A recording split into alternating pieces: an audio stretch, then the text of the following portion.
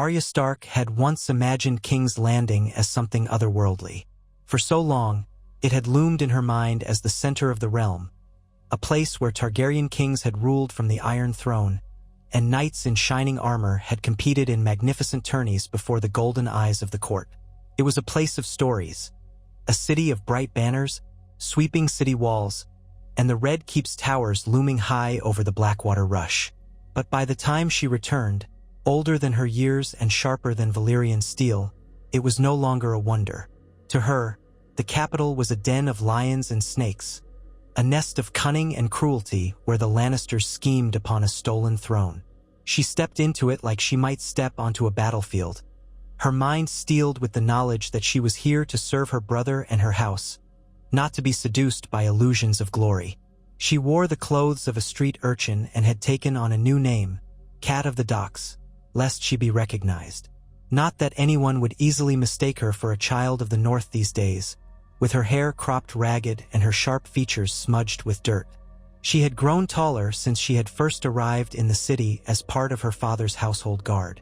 Long gone were the dresses Sansa used to tease her about, replaced instead by worn breeches and a threadbare tunic.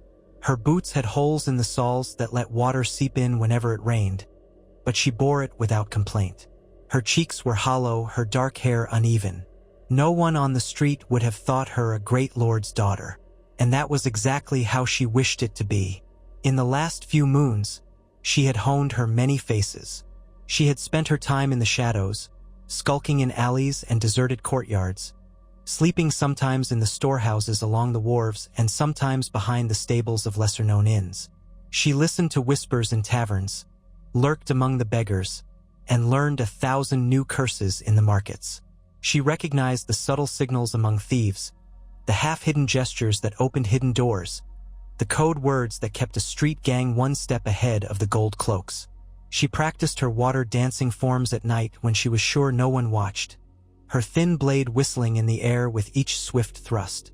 Though she only had the sword she'd salvaged, a poor replacement for her lost needle, she nevertheless treated it with the reverence Syrio Farrell had taught her. Each cut, each parry was a memory of her father's final days and the promise of vengeance that glowed in her heart.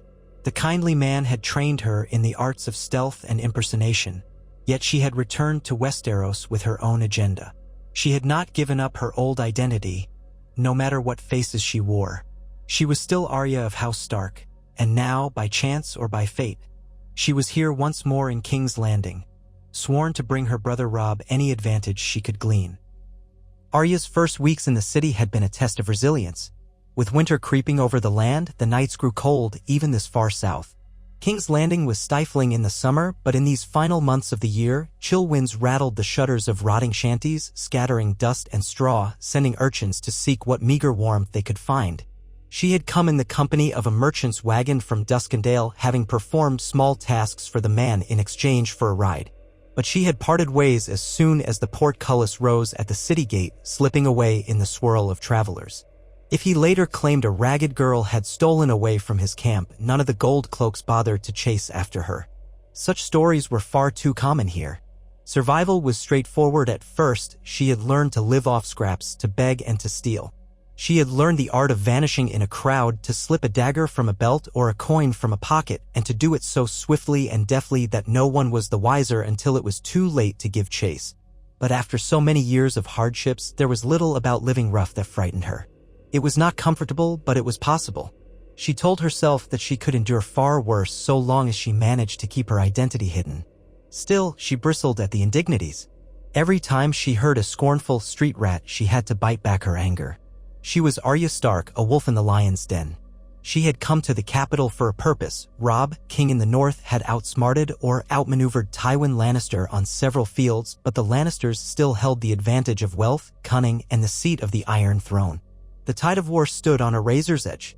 If they could be undermined, if Robb could learn of their plans before they came to fruition, then the North might seize a victory from the jaws of all the tragedy that had befallen House Stark. Arya's role was to be the hidden dagger, gleaning secrets where the lions thought themselves safest. And so she took up a place in the underbelly of the city. Some nights found her perched upon the exposed rafters in empty storehouses by the wharf, hidden by shadows, listening to drunk sailors complain and cackle about the cost of wine. At first, this gleaned little except the chatter of trade. Then she began to watch the gold cloaks as they made their rounds, hearing them grumble about forced duties. A few names were repeated with fear: Qyburn, Circe, and the men who commanded them from the Red Keep. She noted the times of certain patrols, the routes they took, the places in Flea Bottom they avoided. Every detail could be useful, a small thread in a tapestry of knowledge that, in time, might become so large and so detailed that a cunning mind, her brother's war council, for instance, could pull it apart to reveal the Lannisters' vulnerabilities. Her greatest triumph in those early weeks was learning how to blend. She found a corner in the tavern by the mud gate, known to locals as the Salty Gull, and she would squat under the tables, half hidden by the casks. Now and then she would slip a coin to the tavern boy to let her be, though more often she did him small favors, deliver a package, stand watch by the door, or simply serve him with an extra ear in the street so that he did not get ambushed by bullies. The boy's name was Joss, scrawny but cunning, and for reasons she did not quite understand, he seemed to enjoy her company. Even though he was an orphan just as she was in practice, no father, no mother, no home but the inn, he had survived in King's Landing by learning to say, "Yes, my lord," at the right times and "Apologies, my lady," at all others. Arya had little use for courtesy, but she appreciated that Joss took the heat off her. Let the boy peddle in flattery if it meant fewer eyes on her. At times she missed Gendry and hot pie, the simple camaraderie they had shared in the darkest of moments. But she had chosen this solitary path.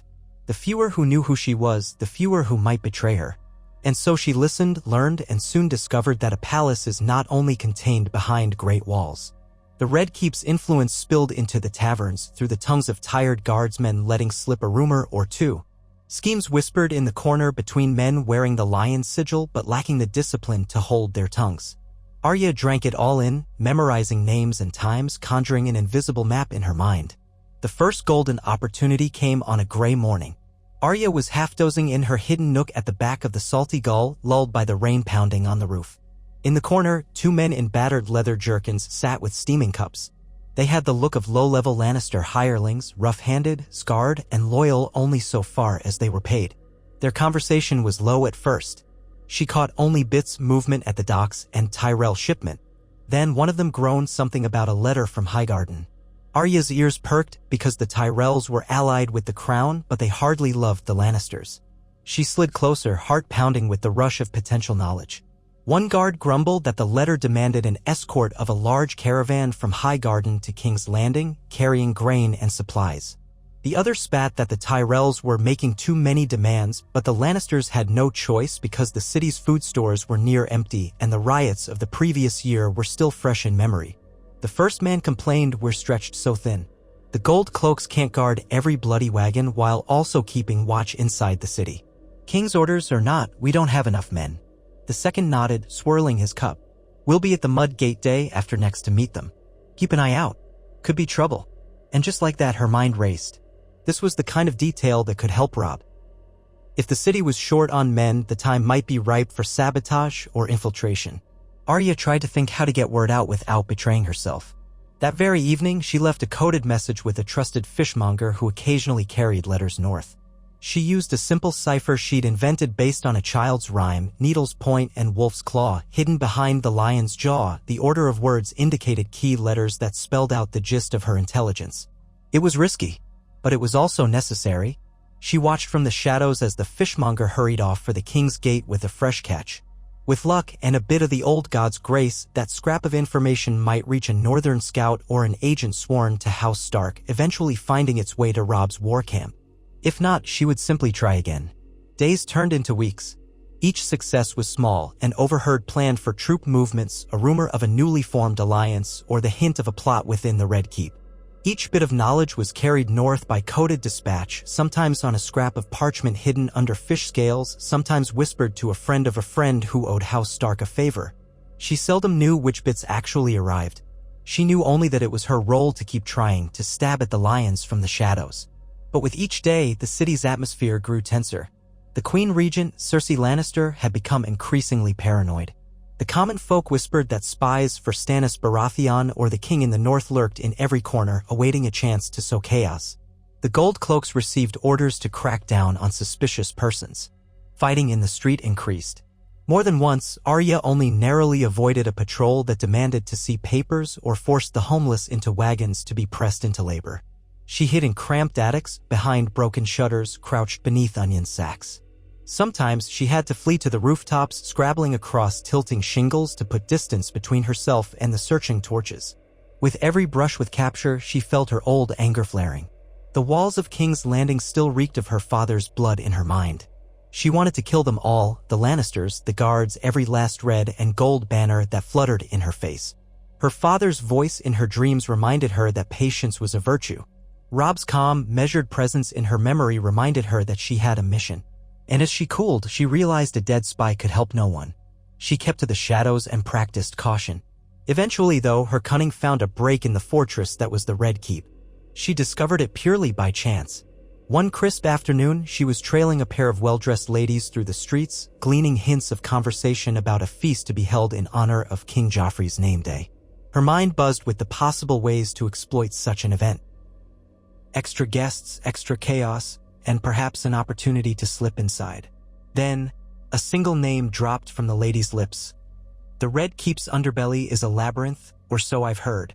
Lord Baelish claims there are passages that lead almost anywhere. Arya had not thought of Lord Peter Baelish, Littlefinger, in some time, but she remembered his cunning ways. If there were secret passages, perhaps she could find them. And if she could find a way inside the castle, then maybe she could glean the juiciest secrets of all, or even put an end to a key Lannister figure. So she turned her attention to the castle. The Red Keep overlooked the city from its eastern vantage, the high walls a crown of red stone. But she had not forgotten the lore of hidden tunnels and the old Targaryen labyrinth. Once, she had glimpsed them when she was a child chasing cats. The memory came back. She had ended up in the dungeons, or perhaps the black cells, seeing glimpses of dragon skulls and hearing her father's voice echo in the distance. Her father had scolded her, but the memory of the hidden ways remained. If she could slip in from the cliffs or from the shoreline under the castle walls, it was a plan as dangerous as it was tantalizing. If she succeeded, it could mean immeasurable advantage. If she failed, there would be no mercy. She decided to scout at night. She made her way around the perimeter by the shore, careful to avoid the watchful eyes of the guards posted along the castle's walls. At low tide, she slithered across the wet rocks, soaked to the knees, searching for any sign of an opening. She passed under the shadow of the Red Keep's high ramparts and paused when she discovered a cave-like entrance masked by piles of seaweed and debris. The smell was horrific, rotting fish and damp salt, likely an old drainage tunnel. It was partially clogged by rubble and driftwood, but there was an opening large enough for a thin girl to squeeze through if she wriggled on her belly. Steeling herself, she tested the entrance. It was slippery. Water dripped from overhead, and something squeaked inside, likely rats. Biting her lip, she crawled in, water seeping through her breeches and chilling her bones. Her heart hammered in her chest. If she was caught in here, there was nowhere to run, no quick escape. She forced herself to keep going. Soon, she found the tunnel widening just enough to stand hunched over. She moved further in, dragging her feet through the murk. The gloom was nearly total until she saw a faint flicker of torchlight from some side passage. She froze. That meant guards or workers might be nearby. She retreated quickly, her heart pounding, but she felt a surge of excitement. This was indeed a route into the Red Keep, a hidden path that might allow her to slip into the castle's lower levels and, from there, who knew how far she could go. She returned day after day, carefully investigating the timing of guard patrols.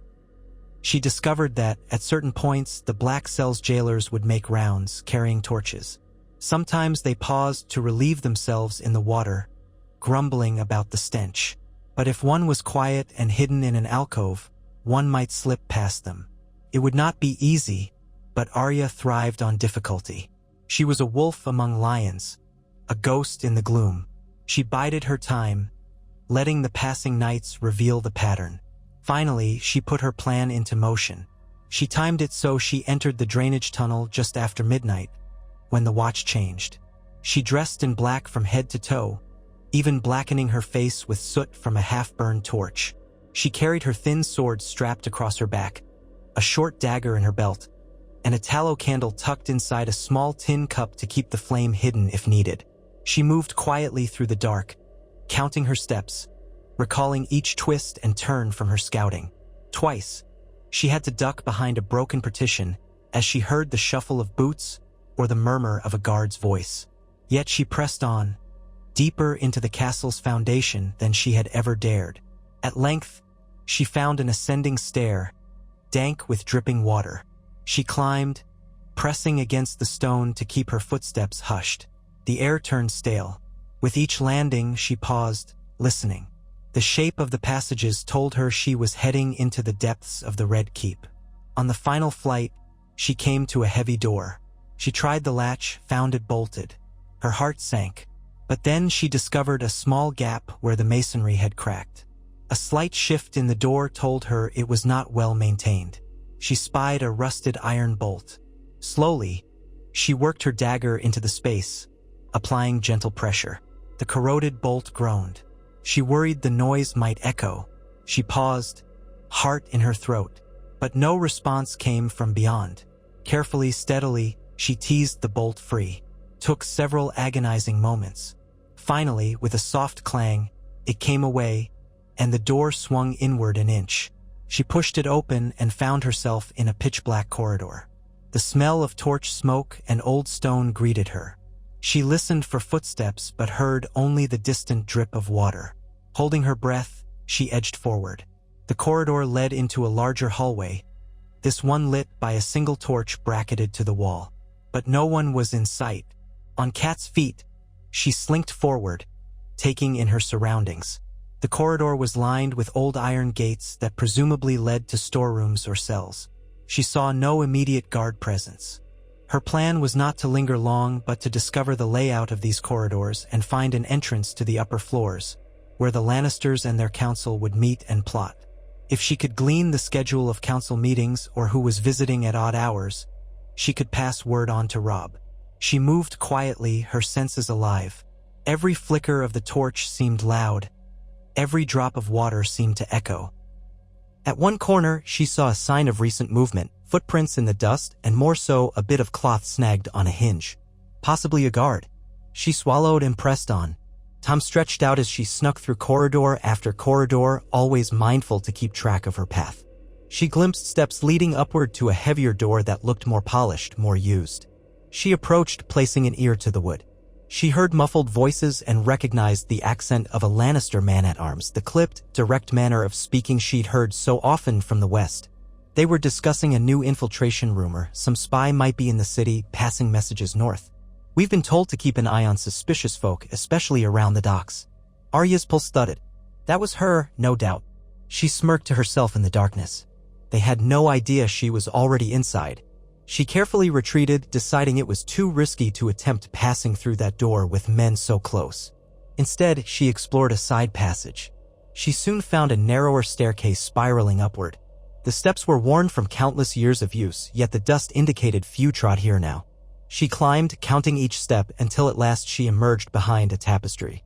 A breath of fresh air, less rank than the crypt-like corridors, washed over her. Light peeked around the edges of the tapestry. Cautiously, she pressed her ear to the drapery. Beyond, she heard the faint sounds of conversation and the clink of plates. She risked a small peek. She was stunned to find herself gazing into a hall she recognized from childhood. She remembered it from times she had run after cats or tried to slip away from Septa Mordain. The corridor led to a set of large double doors that opened onto a small courtyard. Past that courtyard, if memory served, was a route toward the Tower of the Hand. But the Tower of the Hand was burned, she recalled. She wondered what remained. Had the Lannisters rebuilt, or was it still in ruins? She swallowed the question and pulled back behind the tapestry just as a pair of servants bustled past. She was close, so close, to the heart of the castle. She had to be cautious, but the potential was vast. If she could slip in on a day of chaos, she might hear the highest-level secrets. For now, she memorized the location of this hidden tapestry door, then quietly descended back into the depths. She returned to Flea Bottom just before dawn, weary, clothes soaked, but heart buzzing. From that night on, she had a plan. She would creep into the Red Keep at intervals, hiding behind walls or tapestries or sometimes in the old storerooms. She would watch and listen. When she overheard anything crucial, she would find a way to sneak back out and pass it on. Gradually, her nights filled with clandestine forays, each more daring than the last. She learned which guards were lazy, which servants were chatty, which corridors might see a rush of footmen at midday. She gleaned glimpses of the Lannister routine. She overheard lesser courtiers gossiping about alliances, shipments of gold, and the latest edict from the Queen Regent's chambers. Each morsel became part of a bigger puzzle. It was nerve-wracking to lead this double existence. By day, she was Cat of the Docks, a street urchin with a stolen piece of bread and a battered cup for alms. By night, she was Arya Stark, a secret spy creeping through the labyrinth beneath the Red Keep. She slept in fits, always with one eye open.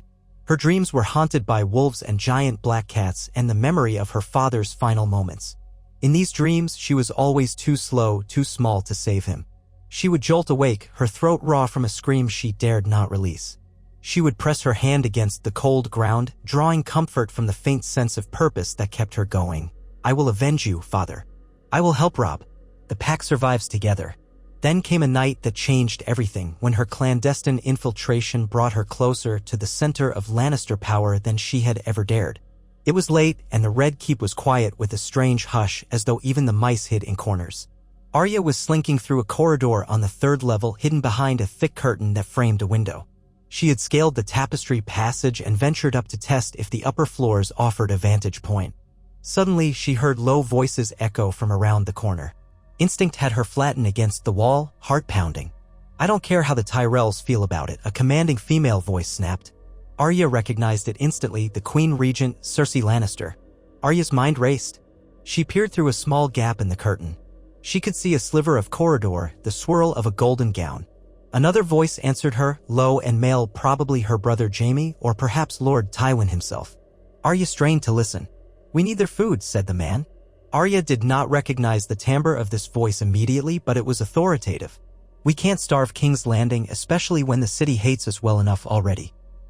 If we alienate Marjorie, the crowds might become riotous." Cersei's voice was dripping with contempt. "Let them riot. Fear keeps them in line as surely as bread.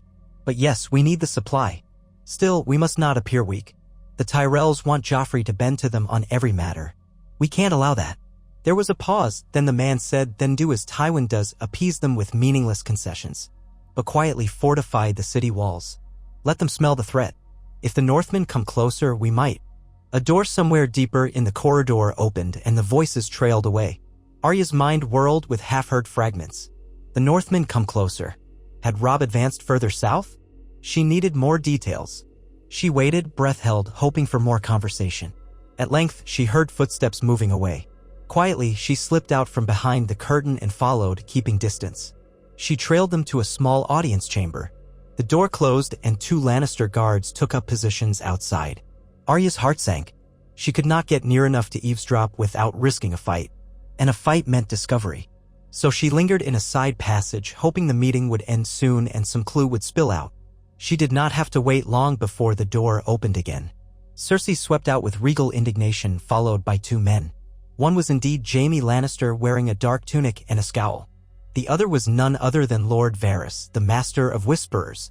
Arya felt a chill pass through her. That man was cunning beyond measure. If he caught the slightest whiff of her presence, she would be undone. They spoke in low tones, something about Sansa's betrothal to Joffrey and the Tyrells' dissatisfaction. Then came the crucial part. "We have word," Cersei said, her voice tight with anger, "that Robb Stark sends scouts dangerously close to Harrenhal. If he retakes it, he might cut us off from our western supply lines. Father can't allow that. We must ensure Harrenhal remains under our control." Varys's voice was soft, silky. "Harrenhal is a cursed place, your grace. The men you send there often come to misfortune." "A pox on misfortune," Jaime snapped. "We have the men, and we must hold it. If Robb Stark gains a foothold, he'll seize the advantage in the Riverlands. Father's victories would mean less, especially if the Tully lords rally to the wolf again." Arya wanted to dart closer, every fiber in her begging for more details. But she forced herself to remain still. She gleaned enough. The Lannisters were concerned about Harrenhal. That was a seat that had traded hands multiple times in the war, but she knew well enough it was a key vantage in the Riverlands. She wondered if Robb was truly aiming to retake it soon. If she could confirm the Lannisters' intention to reinforce Harrenhal, she could warn Robb. He could either avoid a trap or set his own. It might alter the course of the war. But that was when Varys paused, going still. His gaze flicked across the corridor as if searching. Had he heard something? Arya pressed herself against the wall, willing herself invisible. A breath passed, then two. Her legs trembled with the effort of standing so rigidly. Jaime asked, "What is it?" Varys gave a small shrug. "Nothing, my lord. Merely the wind." Then, with a flourish, he followed the Queen Regent. Their footsteps receded, leaving the corridor empty. Arya waited a long while before she dared move. She let out a shaky breath and crept away, certain that every step might bring a swarm of guards upon her. But no one came. She slipped back into the labyrinth below the castle, heart racing at her near escape, mind singing with excitement at the knowledge she carried. Harrenhal, the Tyrell tensions, the precarious alliance in King's Landing. She had to get the word out. This was big enough that it might change the war's direction entirely. The very next night, she made a bold but necessary choice. The Fishmonger Channel was too slow. She needed a faster means of passing intelligence. So she contacted a man named Tomer, a sellsword rumored to be loyal to the Blackfish. In the sweltering gloom of an abandoned house in Flea Bottom, she spoke with him. She kept her hood low and her face hidden by shadows, and she used the name Nymeria, a name that pricked her heart with nostalgia, but it was better than using her real one. She told him of the Lannisters' plan to reinforce Harrenhal, of the uneasy state of the city guard, of the Tyrell feast demands. He listened, eyes narrowed, then nodded. "That's worth a fair bit of coin to the right person," he said. She pressed a handful of stolen coin into his palm. "Get it to the right person in the north instead," she hissed. He studied her, curiosity glinting in his eyes, as if he wanted to know who she was. She stared right back, letting her expression harden. He grunted and said, "All right. I've a man who travels the Rose Road soon. It'll get there." He turned to go, then paused. "You have a look about you, girl. Don't know what it is, but good luck." She did not respond. After he left, she wondered if he had recognized her somehow, or at least sensed the north in her. But that was a risk she had to take. There was no point in being a spy if she never delivered the secrets she found. In the days that followed, she waited anxiously for some sign that her intelligence had reached Robb's ears. She caught wind of more Lannister men mustering to depart for Harrenhal, but also heard that the roads north were plagued by outlaws and bandits. Weeks seemed to crawl by, each day a fresh test of her patience. She busied herself collecting more tidbits, passing them through the same channels. She learned to only reveal small pieces at a time to each contact, so if one were captured or turned cloak, they would not know the full story of how she gleaned these secrets. Meanwhile, she kept an ear open for news of the war. The greatest rumor, repeated at every corner, was that Robb Stark had vanished from the field and reappeared somewhere unexpected, or that he was forging an alliance with some lesser lord of the Vale. Stories twisted about with each telling. The truth was buried under rumor and speculation. Then, one day, while in the Salty Gull, she overheard a messenger bragging to a barmaid. "King in the North delivered a blow at the fords of the Trident. Lannisters never saw it coming. Some say they're retreating to Harrenhal." Arya's pulse quickened. So it was true. The trap was springing, or perhaps Robb had exploited the knowledge she'd sent. She dared to hope. Then, a new crisis arose in King's Landing. A dreadful rumor that the Brotherhood without banners was raiding supply lines near the Rose Road. The city was on edge. If the people did not receive their grain shipments, famine loomed. Gold cloaks quadrupled their patrols, searching for infiltrators. The tension crackled in the air. Arya realized that infiltration was growing more dangerous each night. The streets teemed with suspicious guards, and the gates were watched day and night. Even the secret tunnels under the Red Keep were not safe, with the black cells rumored to hold new prisoners, men suspected of sending letters to traitors. She had to proceed carefully. She could not afford to be captured. Still, she persevered. She snuck into the castle again, listening for word of how the Lannisters planned to hold Harrenhal. She gleaned that Tywin Lannister might soon ride east with a fresh host. This she passed on with desperation, hoping to give Robb time to anticipate Lord Tywin's movements. She only prayed the message reached him quickly enough. One evening, she managed to slip inside at dusk and discovered a small gallery above the Great Hall, once used by minstrels to play for feasts, but now left empty except for special occasions. There, behind a carved screen, She lay hidden like a shadow while King Joffrey held a short court session. She saw him in all his petty glory, wearing a crown that did not fit well, ignoring the petitions of lesser lords, and toying with a crossbow at his side. Arya's hatred for him simmered, recalling how he had stood on that platform and ordered her father's head. Rage churned in her belly, but she forced it down. She could not lose focus. Joffrey was complaining to his mother about the Tyrell presence. "Marjorie wants another festival to feed the poor," he sneered. "Why should we feed the poor? Let them feed themselves." He said it in that childish whine that made Arya's teeth clench. But Cersei, seated at his side, offered only a serene smile, though Arya could see her tension. She clearly did not like to be outmaneuvered by Marjorie. Arya gleaned no new war secrets here, only the petty drama of a court that was rotting from within. And so she bided her time. The Lannisters were cunning, but their arrogance was her ally. They believed themselves secure in their red fortress, confident their enemies were outside the walls. They did not suspect that a lone wolf prowled their corridors at night. Arya's thirst for vengeance remained, but she reminded herself that killing Joffrey or Cersei outright would be nearly impossible to accomplish undetected, and if she did succeed, she would likely die in the attempt. She might satisfy her personal vendetta, but it would rob Robb of a vital advantage. Better to continue the sabotage quietly, letting the Lannisters unravel. She found her chance for sabotage in a most unexpected place, the Red Keep stables. On one of her forays, she overheard two grooms discussing how Lord Tywin's knights would soon depart at dawn, riding for Harrenhal. Their horses would be saddled and ready by morning. That night, Arya crept into the stables. She had to slip past two stable boys and a dozing guard, but once inside, she found a row of fine destriers prepared for the Lannisters' knights. She moved quietly among them, whispering soothing words to keep them calm. She knew a few horse tricks from her days in Winterfell, how to loosen a shoe just enough that it might come off at a gallop, or how to undo certain straps so that a saddle might slip. She worked meticulously, ensuring that only some of the horses were sabotaged, lest suspicion arise immediately. A few undone buckles here, a displaced horseshoe nail there, a subtle chafing in one bridle, and the Lannister knights would have a disastrous ride out of the city. Even a small delay could give Robb precious time to reposition his forces.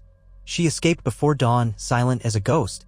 Sure enough, the next day, word spread that Lord Tywin's vanguard had been delayed after several horses threw their riders or went lame on the road just outside the city.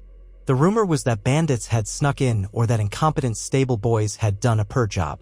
Some believed it was sabotage, but no one had any proof or suspect. Arya felt a fierce joy. She had drawn blood without being seen, however metaphorical that blood might be.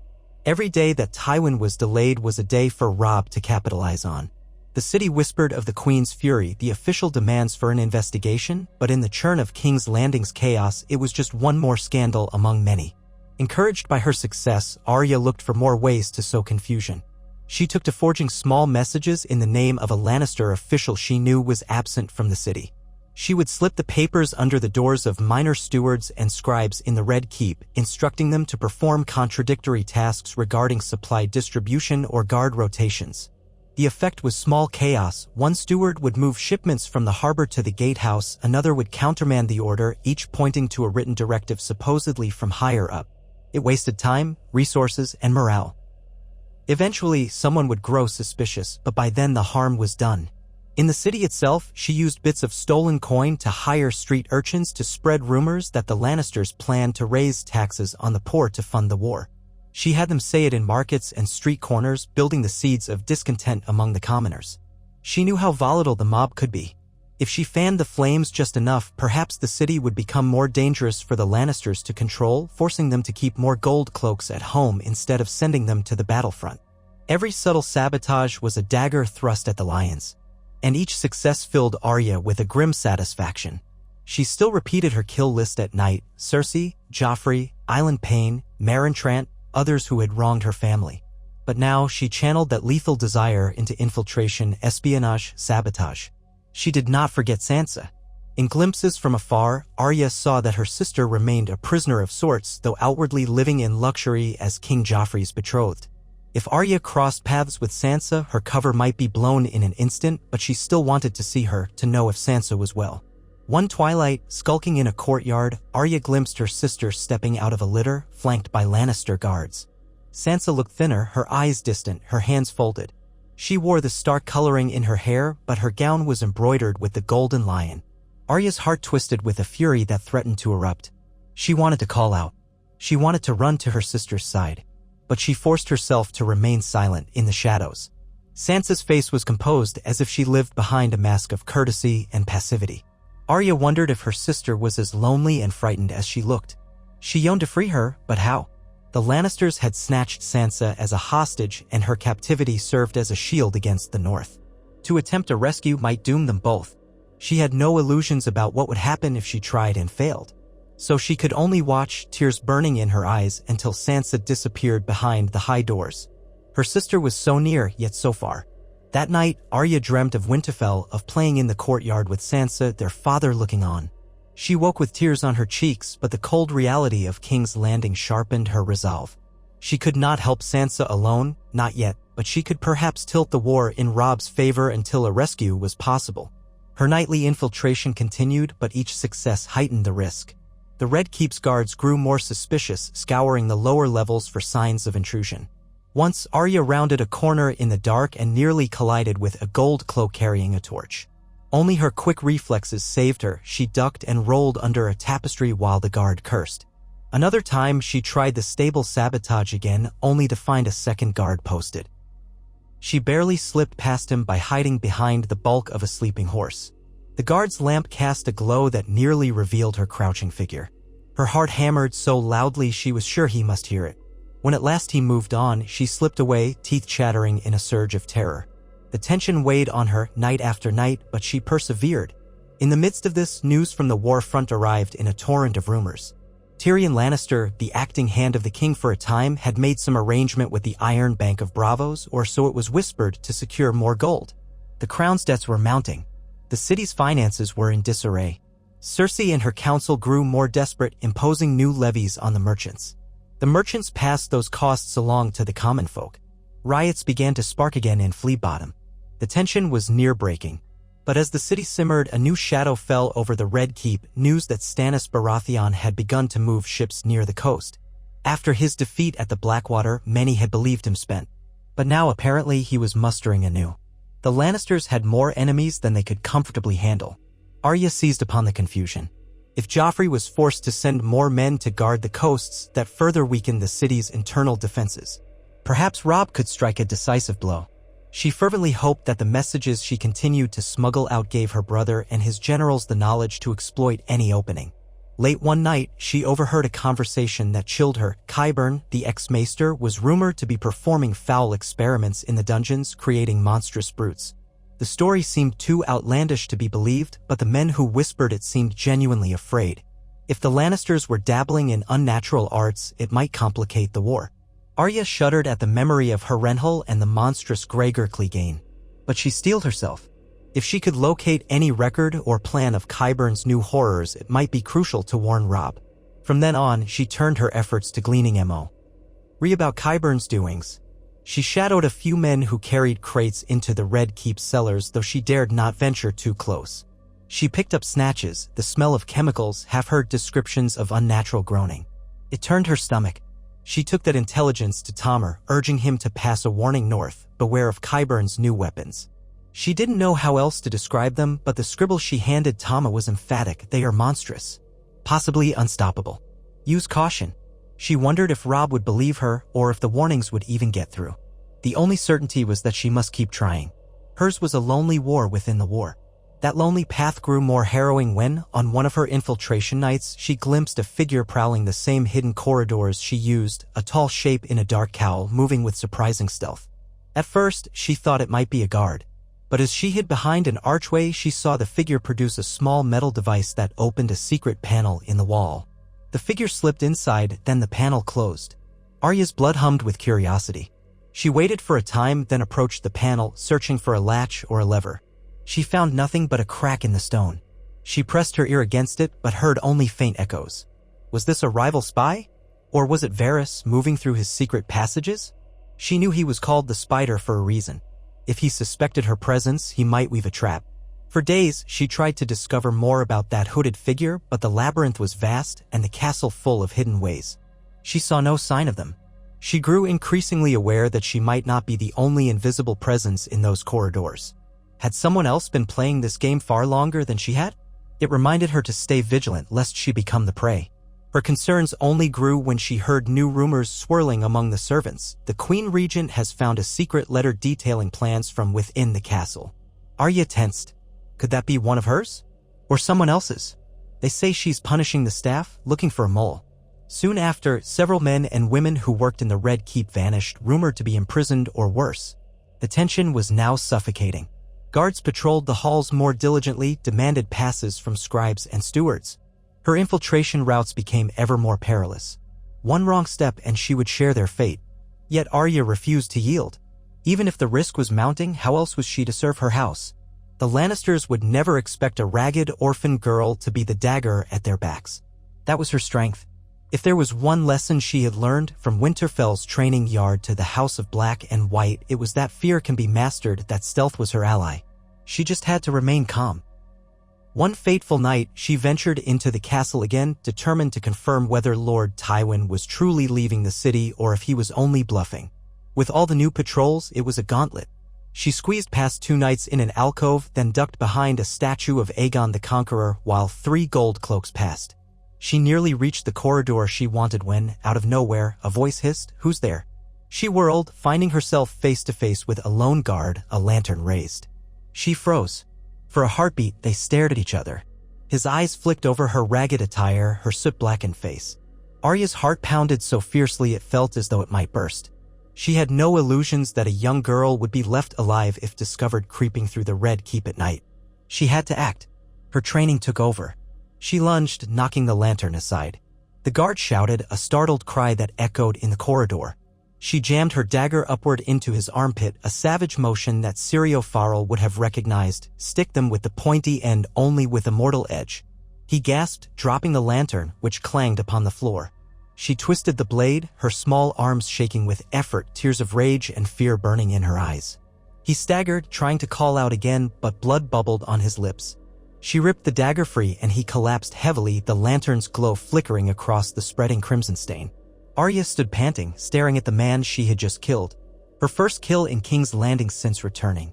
Her limbs trembled, half in shock.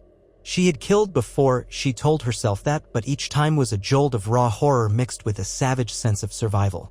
Her mind screamed to run, but she forced herself to remain calm for one crucial moment.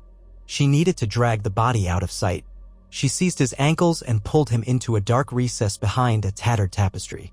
A pool of blood remained on the floor, shining in the lantern light. She hurriedly wiped at it with a corner of the tapestry, though she could not remove the dark stain entirely. Her head whirled. She had to escape. Someone might have heard his cry. Footsteps approached, voices. She heard calls of alarm. "Mathis, you there?" She grabbed the lantern, snuffed it out, and bolted. She sprinted back the way she had come, turning corners at random, praying she remembered the correct route. She found one of her known passages down to the dungeons, half wild with fear. Behind her, the castle erupted in commotion. She scrambled through the labyrinth, adrenaline spiking with each turn. She could almost feel men close on her heels, though she glimpsed no one. Finally, she emerged at the drainage tunnel, slipping through the rank water, nearly falling on the slimy stones. She forced herself forward, until she exploded out onto the nighttime shore, stumbling across wet rocks, the distant lights of King's Landing reflected on the black waters of the bay. Only then did she allow herself to pause, gasping for breath, tears spilling unbidden. Her hands were sticky with blood, the tang of iron filling her nostrils. She wiped them on her breeches, teeth clenched. She had done what she must. But the ramifications were enormous. They would know there was a spy, a serious threat, not just a whisperer. The Red Keep would be on even higher alert. She realized with bitter certainty that her infiltration might no longer be possible, at least not with the same ease. They would search high and low for a killer. If they discovered footprints or learned from gossip that a ragged girl roamed the city, they might connect the dots. She had to be more careful than ever. In the days that followed, King's Landing buzzed with rumors of a killer in the castle. Some said it was a faceless man. Others claimed it was a demon conjured by Stannis. The guard she slew had no family of note, which meant fewer inquiries from well-placed lords, but the Lannisters hated any sign of vulnerability. The city watch cracked down on suspicious persons in Flea Bottom. Arya found it harder to move about even in the lower city, and the tension stoked the fires of unrest among the populace. The timing was both blessing and curse. The Lannisters were more paranoid than ever, but that same paranoia might hamper them, forcing them to keep more men in the city. Arya took small comfort from that, but she dared not re-enter the castle for the time being. She contented herself with sowing smaller seeds of disarray in the streets, forging more contradictory orders for supply wagons, or stoking rumors to turn the people against the crown. She considered if she might attempt to spirit Sansa away in the chaos, but the risk was so high it made her quake. The Lannisters kept Sansa on a tight leash. She would need allies, more skilled fighters. Perhaps a day would come when that was possible, but not yet. In the weeks that followed, the city's mood continued to darken. Arya heard men whisper that Robb Stark had pressed his advantage in the Riverlands. Some said that the young wolf had forced a partial retreat of Lannister forces, capturing strategic roads. Others said that the war had ground to stalemate again. Regardless, the frustration was palpable in King's Landing. If the Lannisters could not secure a swift victory, they risked losing allies, or so the rumor mills said. The Tyrells might yet choose to sabotage them from within. Meanwhile, Stannis lurked, a constant threat. Tensions between King Joffrey and Margaery occasionally flared, though the official line was that all was well with their union. Yet cracks were visible to any who looked close enough. Amidst all this, Arya continued her espionage, but in a more constrained manner. She had established a wide web of beggars, urchins, and petty criminals she paid to glean scraps of information from the Lannister courtiers. Some of these kids, Gammy, Hullen, Tari, would linger near the keep's gates, listening to the passing talk of courtiers. Others hovered near the harbor to watch for shipments from Lannisport or Highgarden. Whenever they heard something interesting, they came to Arya with tongues wagging. She would piece together the puzzle, cross-reference with what she already knew, and if she deemed it important, she sent it north. She did so through a rotating roster of messengers, never relying on just one route or contact, always paying in coin and small favors, always changing the codes she used. She told them none of her real identity. If they asked, she said she was Nymeria, a shadow whose reasons were her own. One evening, while lurking in an alley off the Street of Flower, she heard a crier proclaim news of another wave of men leaving the city to reinforce Harrenhal. She almost laughed. If she had a hand in that, sending Tywin's men off on a fool's errand or at least stoking the necessity of it, she considered it a victory. The war's outcome remained uncertain, but these were the cuts that might bleed the lion. Yet all her cunning could not change a simple fact. She was living in constant danger. Every day she risked betrayal or detection. The city was suffused with watchfulness, and Lord Varys, the Spider, was known to keep thousands of little birds. Was it only a matter of time before someone connected the stolen glimpses of a ragged girl in the Red Keep with the sabotage, the forged notes, the murdered guard? She felt the noose tightening slowly around her. She knew she had to be ready to flee at a moment's notice. But as long as the city's gates were heavily guarded and each traveler questioned, flight was as perilous as staying. So she endured, drawing on a deep well of Northman stubbornness. She told herself it was for Robb, for Sansa, for the memory of her father. Each day she survived was another day she might aid the North. At times, she dwelled on how far she had come from the girl who first arrived here in her father's retinue. She had changed. The city had changed her. From that feisty tomboy who wanted nothing more than to wield a sword, she had become a cunning spy, her heart hardened by loss. She felt older than her years. Each night's infiltration, a step deeper into shadows that seemed to cling to her soul. But whenever she felt fear gnawing, she recalled her father's face, or the image of Robb fighting valiantly in the field, or of Bran once climbing the walls of Winterfell. She was a Stark, a wolf of the North. Even in the darkness, the wolf endures. Her sabotage campaign reached a crescendo when she sensed that the city itself was teetering on the brink of revolt once more. Food prices soared. The Tyrell grain caravans were delayed by fighting near the Rose Road. Hungry peasants filled the streets, cursing the name of King Joffrey. The Lannisters responded with brutal crackdowns, which only fueled more resentment.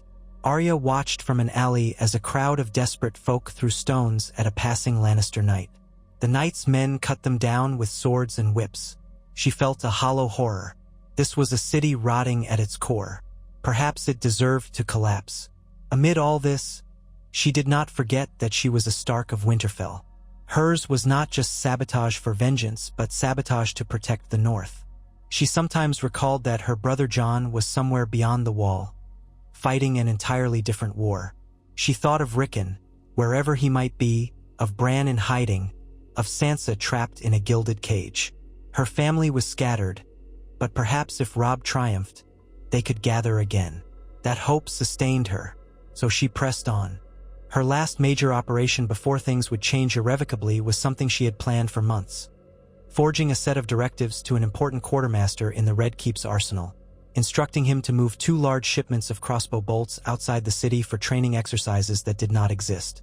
She had carefully crafted the letter to mimic the script of Lord Tywin's official scribe, including the seal she had once stolen from a scribe's desk. She arranged for a bribed messenger to deliver it at a time she knew the quartermaster's superiors were away. By the time the quartermaster realized the trick, likely upon discovering no men were waiting for the shipments, it would be too late. The weapons would be stranded on the Rose Road, easily intercepted.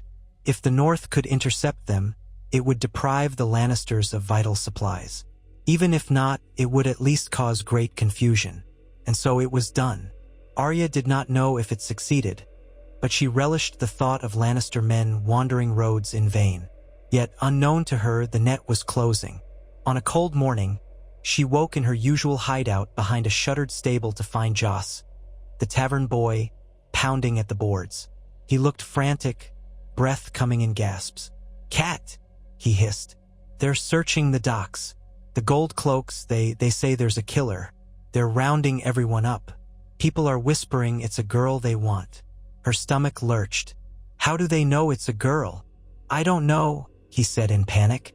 "But some folks said a guard found your footprints in the stable that night, and some stable boy claimed it was a girl's size. They have your description, Cat. They're looking for a small, skinny girl with short, dark hair, a scar on her forearm." Arya's scar, from a scuffle in Bravos, was faint but noticeable. She felt a hot spike of terror. This was it. They had enough pieces to start hunting her in earnest. She could vanish deeper into Flea Bottom, but the city was swarming with Lannister men. How long until they smoked her out? She forced herself to calm. "I need to leave," she said. Joss nodded, eyes wide. "Now." She grabbed her few possessions, a small bundle of clothing, her sword, her dagger. She pressed a silver coin into his hand. "You never saw me." He swallowed. "What do you do?" She didn't answer. She had to figure that out. The gates were heavily watched. Her best chance might be the same drainage tunnel that led out of the Red Keep, ironically. If she could slip in from the shore, maybe she could pass through the castle and out another way, or risk the city gates at a time of commotion. It was madness, but she had no choice. And maybe she might try one final act of sabotage.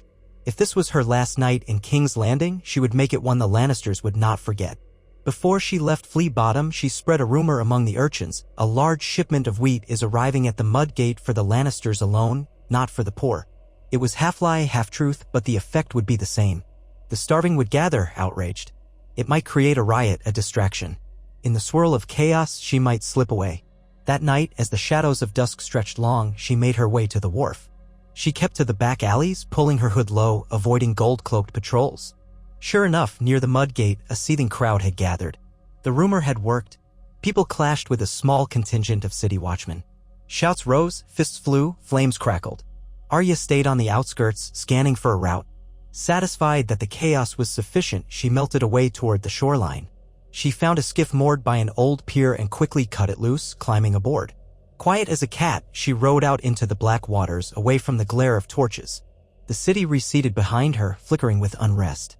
She thought she heard the distant clamor of fighting. At length, she abandoned the boat near the rocky cliffs beneath the Red Keep, the same place she had found the drainage tunnel. She could use it in reverse now, enter the keep from below, slip through to an exit that might lead her to the King's Gate, or, if she was bold, to the postern gate that sometimes was used by highborn visitors. She lashed the skiff to a barnacle-crusted rock, then carefully maneuvered along the slippery path until she found the entrance. The tide was rising, waves lapping at her ankles, but she pressed on. She had to be swift. Once inside the drainage tunnel, she felt a cold sense of déjà vu. The stench enveloped her. She held her breath and pressed forward, guided by her memory. It was dark, but she dared not light a candle lest guards see its glow. She climbed slowly, each step sending a slosh of water echoing off the stone. If the gold cloaks had discovered her route, they might be lying in wait. She forced herself onward. She had come too far to turn back. She passed a turning that led to the black cells. A stench of decay wafted out. She swallowed and continued. A scuttling rat brushed her foot, making her flinch, but she pressed on, determined. Finally, she reached the winding stair that led up into the castle. She had no illusions about how dangerous this was. They were searching for her, but maybe they would not expect her to waltz back into the Red Keep. That thought gave her a grim smile. Ghosts do not fear the corridors they haunt. This time, she emerged in a different corridor, near the lower kitchens. Shouts and running footsteps echoed above, as if the entire castle was on alert. She heard distant voices barking orders. Check the storerooms. Check the stables again. The search was in full swing. Yet ironically, that might help her. Guards would be patrolling the main halls, not creeping around the hidden corners near the kitchens. She slipped along, hugging the walls. For a moment, she considered a final sabotage. Maybe she could slip poison into the Lannisters' larder. She had no illusions about cooking a pot large enough to kill them all. But perhaps she could taint some crucial supply. That was madness, she told herself. She had no poison, no knowledge of who would eat what. Even if she succeeded, it might doom innocent servants, not necessarily the Lannisters. No, she would not risk that. Her father's honor still flickered in her. She reminded herself that sabotage was aimed at the lion's power, not random innocence. Instead, she decided on a simpler act. She found a small storeroom that held the Lannisters' official banners. Dozens of folded cloths bearing the golden lion on crimson. She quietly slipped inside, rummaging for a lamp or candle. Her heart pounded. She found a torch stand near the door, unlit. She quickly struck flint against steel, coaxing a small flame. In moments, the torch caught. She touched it to the edges of the nearest banner. The cloth smoldered, then caught flame. It would burn quickly enough, but the storeroom held little that was truly flammable aside from the banners themselves. Still, it might be enough to fill the corridor with smoke, to rouse further chaos. She moved swiftly to the next stack, setting it alight. The lion's face curled and blackened. The acrid smell of smoke curled her nostrils. A savage satisfaction coursed through her. Let them find their proud lion banners reduced to ash. Smoke, see you. Lead thick in the air. She coughed, stepping back. Footsteps pounded nearby. She heard alarmed shouts. Fire! Fire in the storerooms. It was her cue to leave. She snuffed the torch and slipped out the side door, vanishing into the drifting smoke. Shouts echoed, frantic and echoing. Perfect cover, so long as she could avoid running headlong into a guard. She raced through corridors, heedless of direction, trusting her intuition. Up a small flight of stairs, turn right, skirt the kitchens. She nearly collided with a scullion carrying a bucket of water. The scullion yelped in alarm. Arya darted past, ignoring his cries. She prayed he did not see her face. Further on, she saw a sign of a large courtyard. She recognized it. One of the side gates opened onto a path leading down to the city used for deliveries. Could she escape that way? She bolted for it. The courtyard was in chaos. Servants raced about, some with buckets, others with no direction at all. Smoke billowed from a small tower. Guards were corralling the staff, barking orders, trying to find out who started the fire. Arya slipped along the edge of the courtyard, keeping her hood low. She was nearly at the gate when a voice shouted, "You. Girl, stop." A gold-cloaked guard pointed at her. She froze, then spun on her heel and sprinted. He gave chase, calling for reinforcements. Arya wove between frantic servants, then dashed behind a cart. The guard lunged around it, sword drawn. She dodged a slash, dropping to the ground and rolling away. Another guard ran in from the side. She was trapped. She swore under her breath, brandishing her thin sword. If she had to fight, she would, but she was outnumbered. Fear hammered at her. Then the commotion was drowned by a deafening crack. Part of the tower roof collapsed in the fire, sending up a plume of sparks and smoke. Screams filled the courtyard. The two guards hesitated, glancing at the falling debris. Arya seized the moment. She darted forward, slipped through a half-open gate. 2 more men tried to block her, but she feinted left, then cut right, sliding under a donkey's harness. 1 guard lunged with a spear, catching only empty air. She burst onto the road behind the Red Keep's walls, adrenaline surging. There were fewer guards here, mostly scattered servants. She took off in a sprint, ignoring the stitch in her side. Shouts of "Stop her! In the name of the king!" echoed behind, but she forced her legs to pump faster. She darted into narrow alleys, ignoring the startled cries of passers-by. She turned corner after corner, praying she could lose them in the warren of the city. Slowly, the shouts receded. She ducked into a cramped courtyard filled with barrels, pressing against the wall, chest heaving. She listened, hearing only the distant din of the commotion. She had done it. She had escaped the Red Keep and started a fire. The Lannisters would be furious. But now, for her own safety, she had to flee King's Landing entirely. The gates were guarded, but the riot earlier in the day might still be going on near the Mud Gate. She could attempt to slip out among the refugees or find a smuggler's boat. She would do whatever it took. She had done enough here. Her sabotage, her gleaned secrets had to suffice. If she stayed, the odds of capture were too high. If the Lannisters caught her, she would never escape with her life. And that would serve no one. One last time, she turned her eyes back toward the Red Keep with its flickering glow in the night sky. This was where her father had been killed, where Sansa was a captive, where the men who had destroyed her family held power. She had delivered them small wounds, peeling away bits of their armor. Perhaps it was not enough, but she had tried. She hoped her efforts had given Robb the edge he needed, that her whispered intelligence had helped the North stand strong against the Lion's might. She said a silent farewell to Sansa, promising that she would return one day, that she would not rest until her sister was safe. Then she pulled her hood tighter and slunk into the city's dark recesses, determined to find a way out. King's Landing would remember the day a wolf prowled its streets, unseen and unbowed. Arya Stark was not done with the Lannisters, not by any measure. She left them with confusion, a dead guard, and scorched banners. She could almost hear the howling of her dire wolf, Nymeria, somewhere far away, echoing in the depths of her mind. The war was far from over, and while the Lannisters might rule in the Red Keep for now, they were not invincible. When next she crossed paths with them, it would be as the unstoppable wolf, no longer skulking in the darkness, but bringing retribution in broad daylight.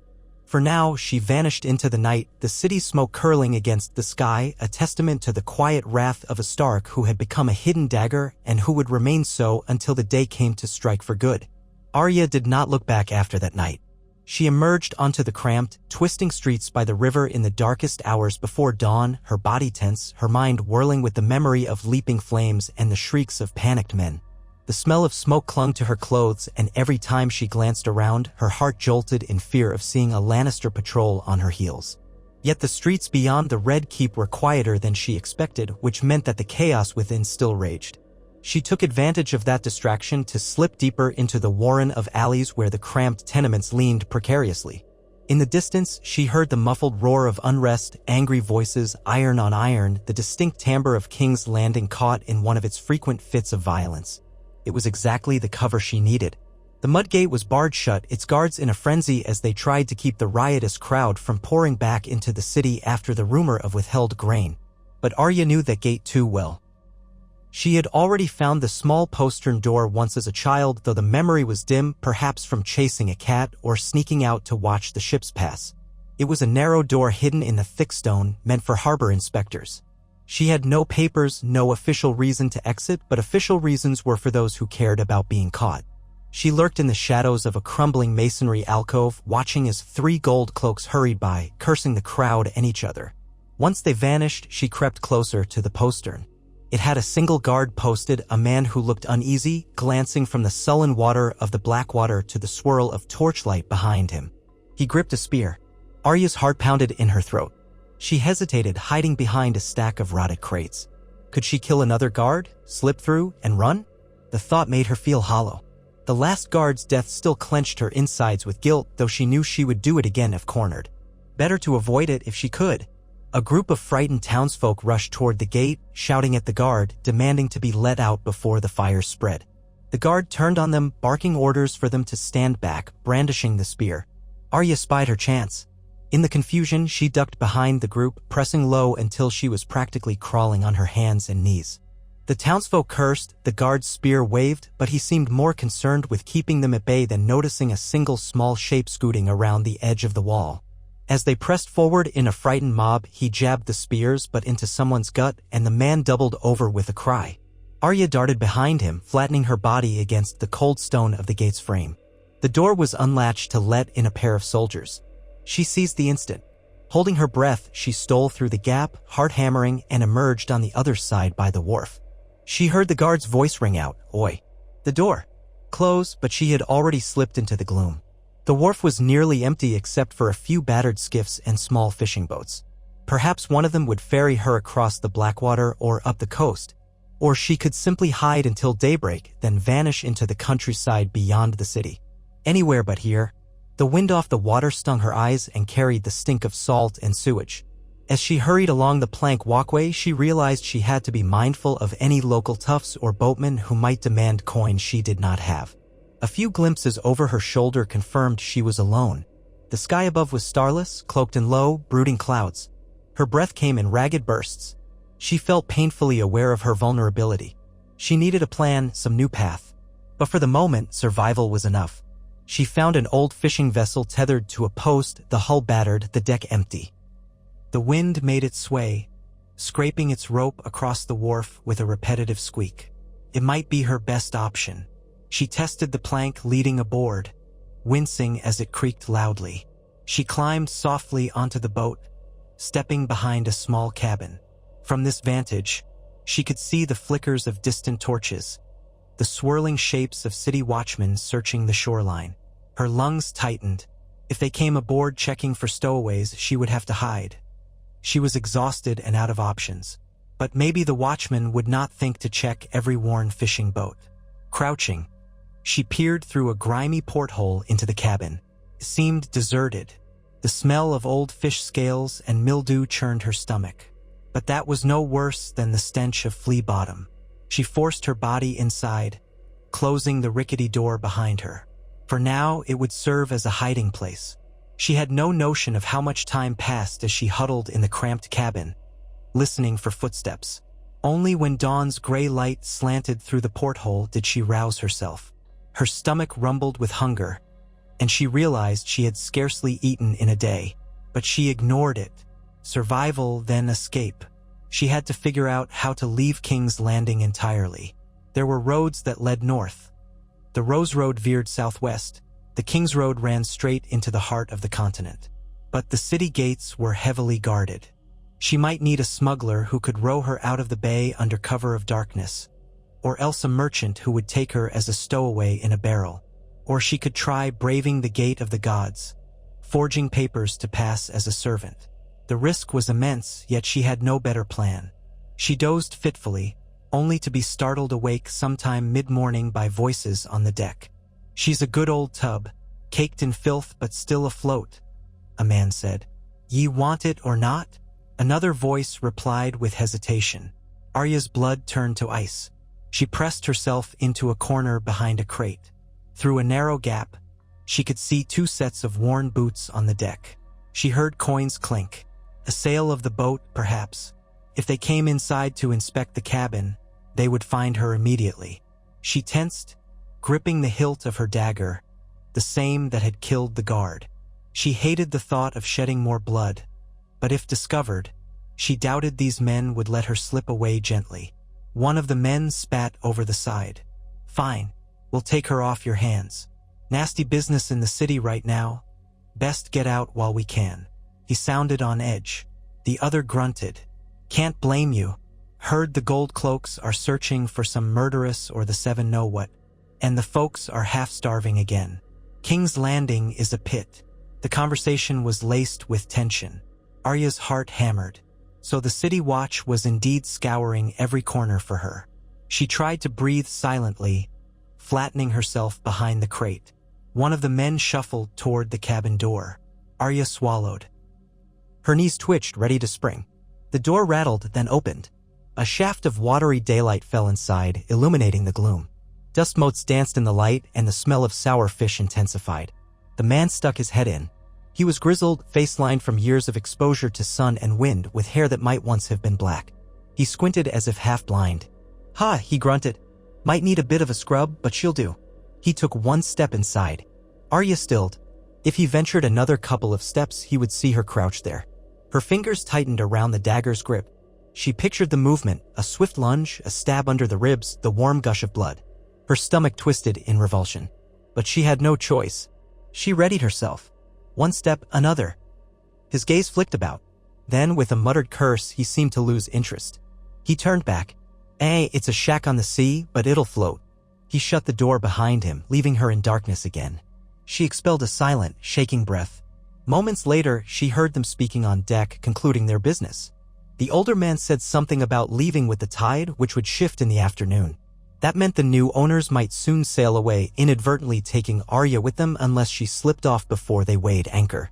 Could she remain hidden on board until they were out on the sea, then find a way to ask them to put her ashore up the coast? That was risky. They might kill or imprison her for stowing away.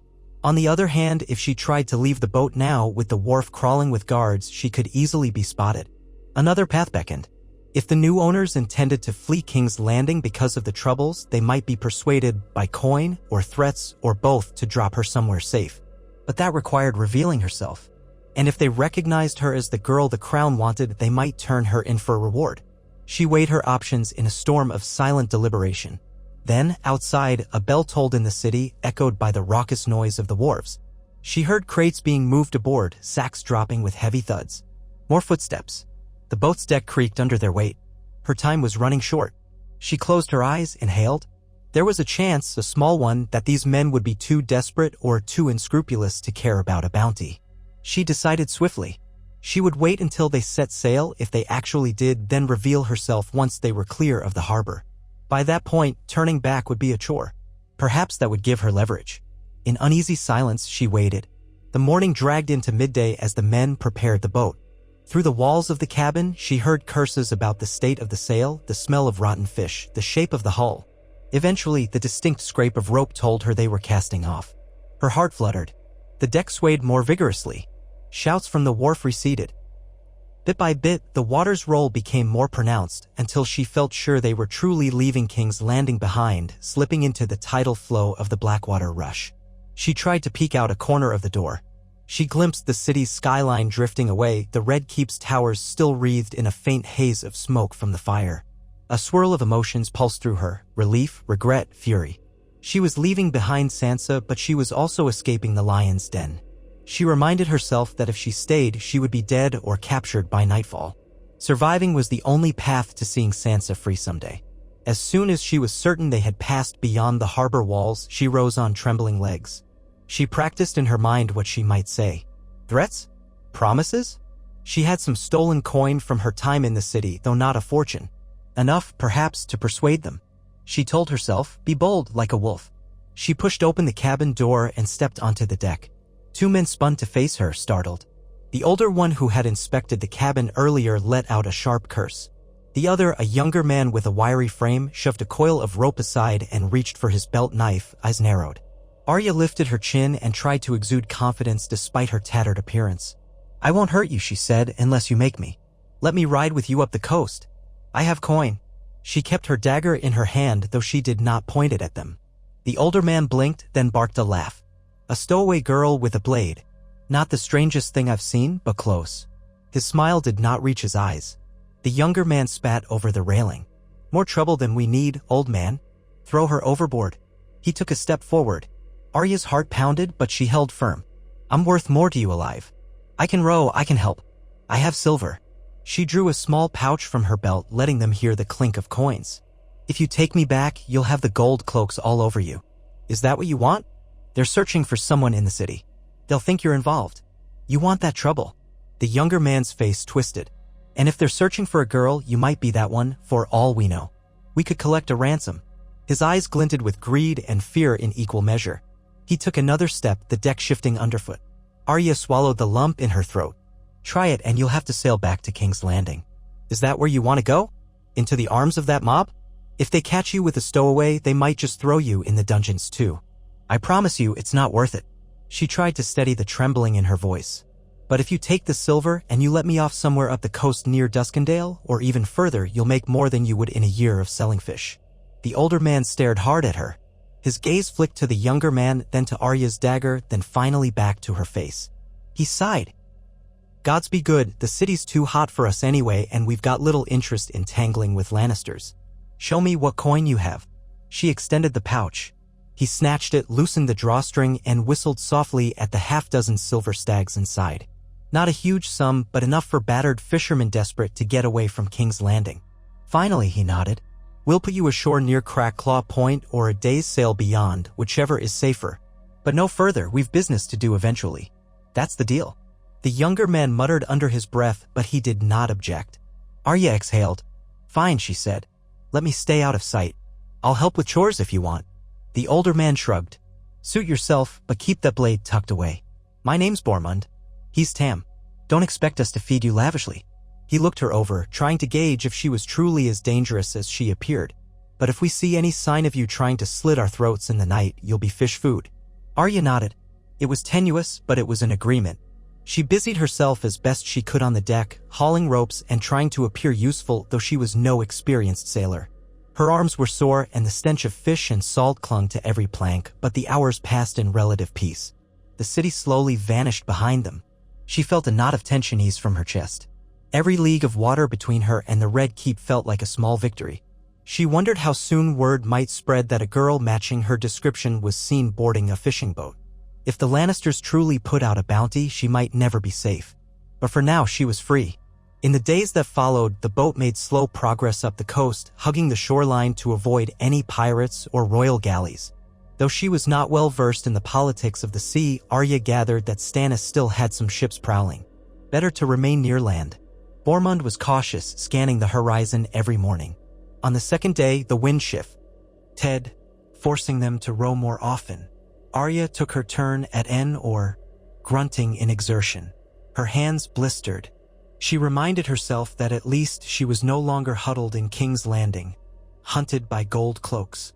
Physical pain was a lesser evil than the constant threat of a headsman's sword. She kept mostly to herself, speaking little unless spoken to. Tam remained unfriendly, but grudgingly tolerated her. Bormund occasionally offered a snippet of conversation. Once, he asked if she had come from Flea Bottom, given her ragged clothes. She half lied, saying she was an orphan from the city who got into trouble with the gold cloaks. He made no further inquiries, satisfied enough that she was not about to murder them in their sleep. Her dreams were plagued by images of the Red Keep's hidden corridors, the echo of a dying guard's gasp, and the swirl of black smoke as the Lannister banners caught flame. She would start awake, sweat on her brow, half expecting to see Cersei's men at the cabin door. Instead, there was only the soft lapping of the water. She would lie there, breathing heavily, thinking of Sansa, thinking of Robb. Could her messages possibly have made a difference? She had gleaned crucial secrets, troop movements, supply routes, sabotage points, and sent them out by code. She had delayed Tywin's men. In her mind, she pictured Robb pressing that advantage, retaking strategic spots in the Riverlands or forging alliances that would strangle the Lannisters. It was a meager comfort. She felt like a stray arrow loosed without a target now. She knew only that her duty was to survive long enough to see her family avenged. On the fifth evening, they skirted the rocky coastline of Crackclaw Point, near a stretch of desolate shore and forest. That night, Bormund told her quietly, "We'll put you off here if you like, or we can press on another day or two. The further we go, the more likely we'll run into storms or patrols. My inclination is to land you tomorrow at dawn." Fair enough. Arya studied the shoreline. It was a rugged country, known for its bogs and forests, not exactly welcoming. But from there, she could hopefully make her way to the Rose Road or even find a traveler's inn. She nodded. "That's fine," she said. The truth was, she had no certain route. But continuing north was better than staying near King's Landing. She thanked him. Bormund gave a short nod, rummaging in a sack. He handed her a small flask of water and 2 stale loaves of bread. "For your road," he said. "You paid well enough." Tam only grunted, avoiding her eyes. They reached a sheltered cove before sunrise. The tide was out, leaving a stretch of damp sand. Bormund anchored the boat. Dawn's first light tinted the sky pale gray as Arya hopped onto the sand. The salt air felt sharp in her nostrils. She looked back at the men, uncertain if she should say more. Finally, she just gave a curt nod. "Thank you." Bormund leaned on the side of the boat. "If you're wise, girl, you'll keep moving. And watch yourself if you meet outlaws. They're thick around here, especially with the war." He paused, eyes flicking over her. "I can't guess your story, but you've got steel in you. Good luck." Arya said nothing else. She slung her meager pack over her shoulder and trudged across the wet sand. The forest loomed beyond, dark shapes of pines and birch. Behind her, the fisherman raised the boat's small sail, likely to slip away with the morning tide. She took a deep breath of the chilly air. She was alone again, but she had escaped King's Landing. Now she needed a plan. North, she told herself. If I can find a northern encampment or any of Robb's outriders, I can deliver news face to face. That might be more reliable than passing messages through strangers. Perhaps she could even rejoin her brother's forces. The notion felt both daunting and thrilling. She had not seen Robb in what felt like a lifetime. The last she knew, he was entrenched in the Riverlands, maneuvering against Tywin's host. But the war had shifted so many times. She had no precise idea where to find him. She walked inland, the sand giving way to coarse grass and patches of bog. The calls of seagulls faded behind her. The ground squelched underfoot. She pressed forward, ignoring her discomfort. By midday, her boots were soaked, and she was beginning to regret not landing further up the coast. The region was as swampy as the stories claimed, full of brackish ponds and twisting, half-flooded paths. More than once, she found herself backtracking when the water grew too deep or the mud threatened to suck her under. She cursed under her breath. At least, she thought wryly, I have Syrio-Farrell's water dancing. He never said it would involve real water, but here I am. She foraged what she could, munching on half-withered berries. The bread Bormund had given her was hard enough to break a tooth, but she chewed it stoically. As evening approached, she came across a faint trail that wound through a copse of tall pines. She followed it, hoping it might lead to a real road or a village. She saw no sign of travelers. The hush of the forest was almost unnerving after the din of King's Landing. But it was peaceful, too, in its own way. She reminded herself to be cautious. A troop of Lannister foragers could appear at any moment, or a band of outlaws. She kept her blade at hand, stepping lightly over fallen branches. Nightfall came quickly. She found a relatively dry spot beneath a thick pine where the ground rose a bit, forming a mossy mound. There she made a small shelter of branches, shivering in the cold. Her clothes were damp and she longed for a fire, but the area was too wet to find much dry kindling. Besides, a fire might draw unwanted attention. She tried to sleep, curled into herself, imagining how wonderful it would be to have a real cloak or a bed of straw. But she had endured worse. She told herself that. Arya Stark was no stranger to hardship. In the darkness, she recalled the faces of the people she had left behind. Sansa, father, mother, even Jon somewhere far away. She remembered Gendry and Hot Pie, who had once been her companions on the road. Where were they now? She had parted from them so long ago. Her mind swam with the question of whether the sabotage she had done in King's Landing would truly help Robb. She guessed she might never know unless she found him. Eventually, exhaustion overtook her, and she sank into a restless slumber. When dawn came, she rose stiffly, forced herself to eat the remaining bread, and continued along the faint trail. By late morning, she came upon a broader path, one that seemed more traveled, though by wagon or by foot she could not say. She followed it north, pushing her pace despite the ache in her limbs. The gloom of the forest lightened now and then, revealing patches of open sky. She started to see occasional footprints. Once, she glimpsed a broken will left by the side of the path, half sunk in mud. Signs of life, or at least signs that someone had passed this way. She had gone perhaps another hour when she heard voices up ahead. She froze, heart pounding. She slipped off the path into the underbrush, creeping forward until she could see a bend in the trail. Two men stood there, crossbows in hand, wearing mismatched leather armor. They did not look like Lannisters. No red and gold anywhere, no sigils at all.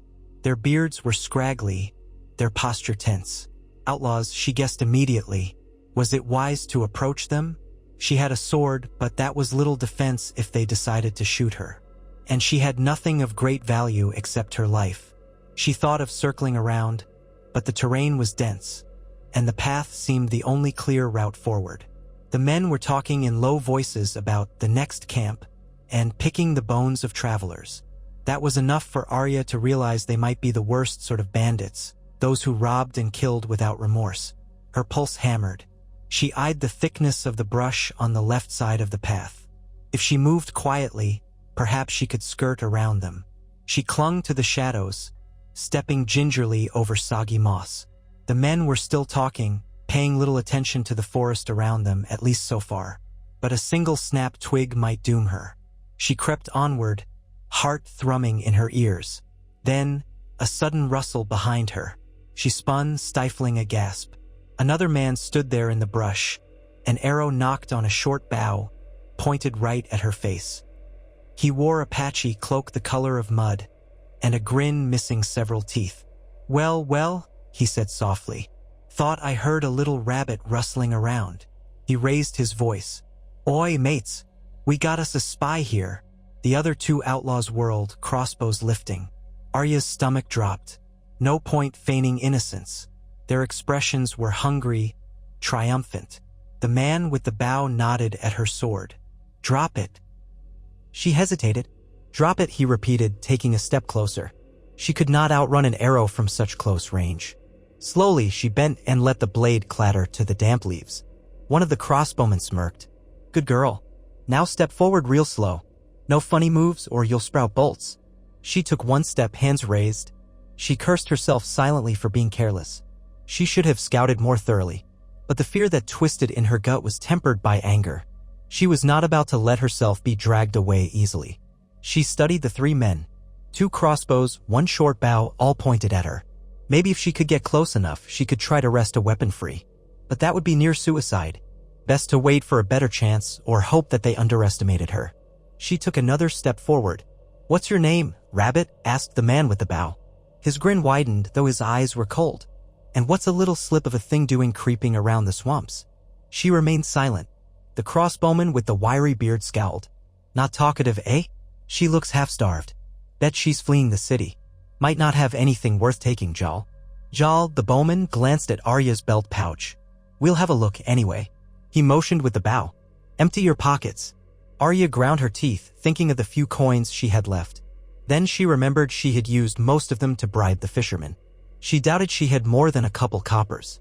Still, these men could kill her for less. She slowly reached into her pockets and turned them out, revealing only a battered comb, some lint, and a single copper piece. Her face burned with shame. That was all she had? She had never felt so powerless. The second crossbowman, a man with scars along his arms, spat in the grass. "Worthless." His voice dripped with frustration. "We should just slit her throat and move on." Arya's heart jolted. She tensed, searching for any escape. Jal's grin faltered. He studied Arya more closely, took a step. She saw his eyes flick to the sword that lay on the ground. Then he said, "Hold on. That's a decent blade. Looks like castle steel. Could fetch a price." He gestured for one of the others to retrieve it. The scarred man stooped to pick it up, keeping his crossbow angled at Arya. Meanwhile, Jal edged closer, his bow notched. He stared at Arya's face with an odd intensity, as if trying to place her. "You smell of the city," he said. "Maybe there's more to you. Or maybe not. Let's see how you squeal." His voice was soft, menacing. Arya's mind raced. These were not chivalrous knights or even mildly scrupulous men. They were outlaws who killed for a living. She remembered the brotherhood without banners she had once encountered, but these were no such men. They had no illusions of honor. She felt a surge of old instincts from the House of Black and White training from her nights in King's Landing. She had learned to strike hard and without hesitation. But 3 armed men with crossbows had the advantage. Her best chance was to feign obedience and wait for the slightest opening. She lowered her gaze, trying to appear meek. "I have nothing else," she muttered. "I'm just a runaway."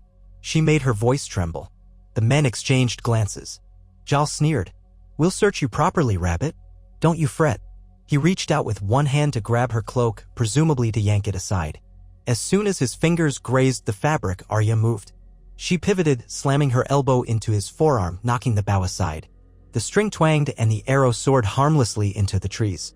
An instant later, she lunged forward, driving her knee into his gut. He doubled over with a strangled grunt. She heard shouts. The crossbowmen jerked their weapons up. She dropped into a crouch. A bolt whizzed overhead, slamming into a tree with a dull thunk. She scrambled sideways, searching for a vantage. She had no blade, her sword was in the scarred man's hand, not yet readied for a strike. Another crossbow was aimed at her. She dove behind a stump as the second bolt hissed past. Jal cursed, clutching his stomach. The scarred man rushed around the stump, brandishing her stolen sword. She rolled, grabbing for a rock or a fallen branch, anything. She found a piece of thick root, half-rotten but heavy, and swung it upward. He tried to parry with the sword, but the angle was awkward. She caught him in the knee, sending him staggering. She lunged up, hooking an arm around the sword's hilt. They grappled, slipping in mud. She used all her might, yanking the sword free. He roared and threw a punch that clipped her cheek. Pain flared. She tasted blood. She refused to let go. A crossbow clicked behind them. Arya twisted, sword in hand, still half-locked with the scarred man. The other crossbowman was taking aim. She wrenched herself down at the last heartbeat, dragging the scarred man in front of her. The bolt tore through his side. He groaned, eyes wide with shock. Arya shoved him away. He collapsed to his knees. Another arrow soared from Jal's bow, newly notched, but it soared wide, slamming into the leaves. Arya realized the man's gut still pained him from her knee strike. She leaped forward, ignoring the throbbing in her cheek, and drove her blade under Jal's outstretched arm. The steel slid into flesh, a hot wetness splashing her hand. He let out a choked gasp. The last crossbowman, seeing the swift brutality, took a step back. His weapon was spent. Reloading would take precious seconds. She bared her teeth in a snarl, the wolf within surfacing. Run, she hissed at him. Perhaps if he ran, she could spare him. Or maybe she would strike. She could hardly think, adrenaline pounding. Her nights in King's Landing had taught her to kill or be killed. He looked from her to his wounded comrades. Jal was staggering, the scarred man bleeding from the crossbow bolt. Then he dropped his crossbow and took off at a sprint down the trail, boots sloshing in mud. She let him go. She was not sure if that was wise, he might gather more outlaws. But her lungs burned, her vision swam with violence. She stayed standing only by willpower. Jal had collapsed at her feet, blood bubbling on his lips. The scarred man was on his hands and knees, bleeding onto the forest floor. She kicked away his crossbow. He looked at her, dazed. She backed away, sword raised. His voice came out in a ragged whisper. "Mercy, please." Her thoughts reeled. She had never been taught to show kindness to men who would kill her for a coin. But she was not the same person she had been as a child. She felt a surge of pity or perhaps revulsion. Her father's lessons about mercy and justice stirred faintly. She glanced at the fresh blood dripping from her blade, the memory of the guard she had slain in the Red Keep, and the horrifying truth that she had done it all for survival. Yet these men had chosen to attack her, to threaten her with death. She drew a ragged breath. "You tried to kill me," she said, more to herself than to him. He coughed, pink froth at his lips. "Yes, sorry, please." His eyes flicked to her sword, fear shining in them. She clenched her jaw, stepping around him warily. She decided to leave him to his fate. His wounds looked mortal enough. She could hear his labored breath, smell the copper tang of blood. She did not want to kill a dying man. But she had no time to linger. She stumbled away, deeper into the forest. Jal lay unmoving where she had left him. Once she was 100 paces away, she stopped, leaning against a tree, her whole body shaking. She spat blood from her split lip and tried to calm her racing heart. Her vision was dotted with black spots. She had spilled more blood, narrowly escaping with her own life. She thought of the House of Black and White, of the kindly man telling her that a faceless man acts without fear or remorse. But she was not a faceless man, not truly. She was Arya Stark, carrying a blade, guided by fury and necessity. The trembling would not stop. She swallowed hard, forced in a breath, and wiped the sword on a patch of moss before returning it to her scabbard. She needed to move, lest the surviving outlaw fetch reinforcements. The day passed in a haze of exhaustion. She forced herself north, ignoring the throbbing pain in her cheek and the dryness in her throat. By evening, she spotted a thin plume of smoke rising through the trees, perhaps a cottage or a small village. She crept closer, mindful of more outlaws, until she reached a clearing where a few ramshackle huts stood. She saw no watchmen or banners. A few goats milled around, bleating softly. It looked like a place too poor to be of interest to soldiers. That was good. She approached one of the huts, hoping to trade her last copper or two for water or a morsel of food. A bent old woman answered her tentative knock, suspicious and squinting. Arya kept her hood low. "I mean no harm," she said softly. "I've been traveling all day and need water." The old woman peered past her as though looking for brigands lurking behind. Then she huffed. "Don't have much, but there's a well out back." Draw your own. She started to close the door, then paused, taking in the sight of Arya's bruised cheek. If you want to pay a copper, you can sleep in the barn. Ain't much better than the ground, but keeps off the rain. Your choice. Arya nodded. I'll pay. She rummaged for the battered coin, handing it over. The woman took it with gnarled fingers, muttering under her breath. Arya thanked her. Outside, she found the well, drew up a bucket of water. She drank deeply, savoring the coolness. She splashed some on her face, stifling a hiss when it touched her split lip. She had no real bandages, so she tore a strip from her ragged cloak and dabbed at her face. The cold water stung, but it helped clear her head. Once she felt marginally better, she took the bucket around the side of the barn, found a patch of relatively clean grass, and sat heavily. The day had been a gauntlet of survival. But she was alive. At nightfall, she curled up in the barn's corner among the straw that smelled faintly of goats and damp. The barn door was half off its hinges, affording a glimpse of the stars. She lay there, exhausted, trying to plan her next move. The old woman's settlement was meager, no more than a few huts. She might glean directions, learn if there was a proper road nearby. But she couldn't linger long. The outlaws were still a danger, and so were any Lannister patrols. She whispered under her breath, remembering her father's old lessons: the lone wolf dies, but the pack survives. She had no pack here, but she had a purpose, reaching the north, or any loyal force still allied to Robb. That was her best hope. She thought of him again, the image of her older brother in his armor, a faint memory that flickered like a candle's glow. Would he even recognize her now? She fell. Older, hardened, as though 100 years had passed since Winterfell. She fell asleep on a wave of bone-deep weariness and dreamt of dire wolves running through the wolfswood. In her dream, Nymeria was large as a horse, fierce and swift, chasing the Lannister lions off a cliff. Arya raced alongside her, brandishing needle, unstoppable. Then her dream shifted to the memory of seeing Sansa from the shadows at the Red Keep, and the pain of that distance made her moan in her sleep. The next morning, she rose before the sun fully crested the horizon. She ducked out of the barn, rolling her stiff shoulders. The old woman had lit a small cookfire outside her hut. Arya approached quietly, coinless now, but still hoping for information. The woman looked up with a scowl. Leaving? Arya nodded. I've got to be on my way. The woman grunted. There's a path half a mile east that leads to a crossroad. One branch heads to Maidenpool, the other deeper into the forest. You can ask travelers if any pass. Not many do these days. War's driven him off. She eyed Arya's bruises. You watch yourself. There are worse things in these woods than boars. Arya thanked her, but the woman only sniffed, returning to stir the small pot. A thin dog nosed at Arya's heels, sniffing hopefully. She had nothing to feed it, so she moved on. Dawn light filtered between the pines as she found the path. True to the woman's word, a crossroad appeared after some time. A weathered sign pointed one way to Maidenpool, the other to a place called Mossford. She recalled that Maidenpool was a decent-sized town. Possibly a Tyrell or Tarly garrison might be posted there, or maybe the Crown had men stationed. She wasn't sure which side currently held it. The war map in her head was outdated. The other route, to Mossford, was less known. She decided to chance it. She wanted to avoid major roads, at least until she was farther from King's Landing. She followed the narrower road through patchy farmland, seeing a few abandoned huts, burnt in places. Evidence of raids or battles. Crows circled overhead. She kept her sword at her side, scanning for movement. Hours passed without incident. Once, she saw a pair of distant travelers, but she took cover, letting them pass by. She did not trust any strangers now. By nightfall, she found an empty shepherd's shack near a ridge. The thatch roof was half intact.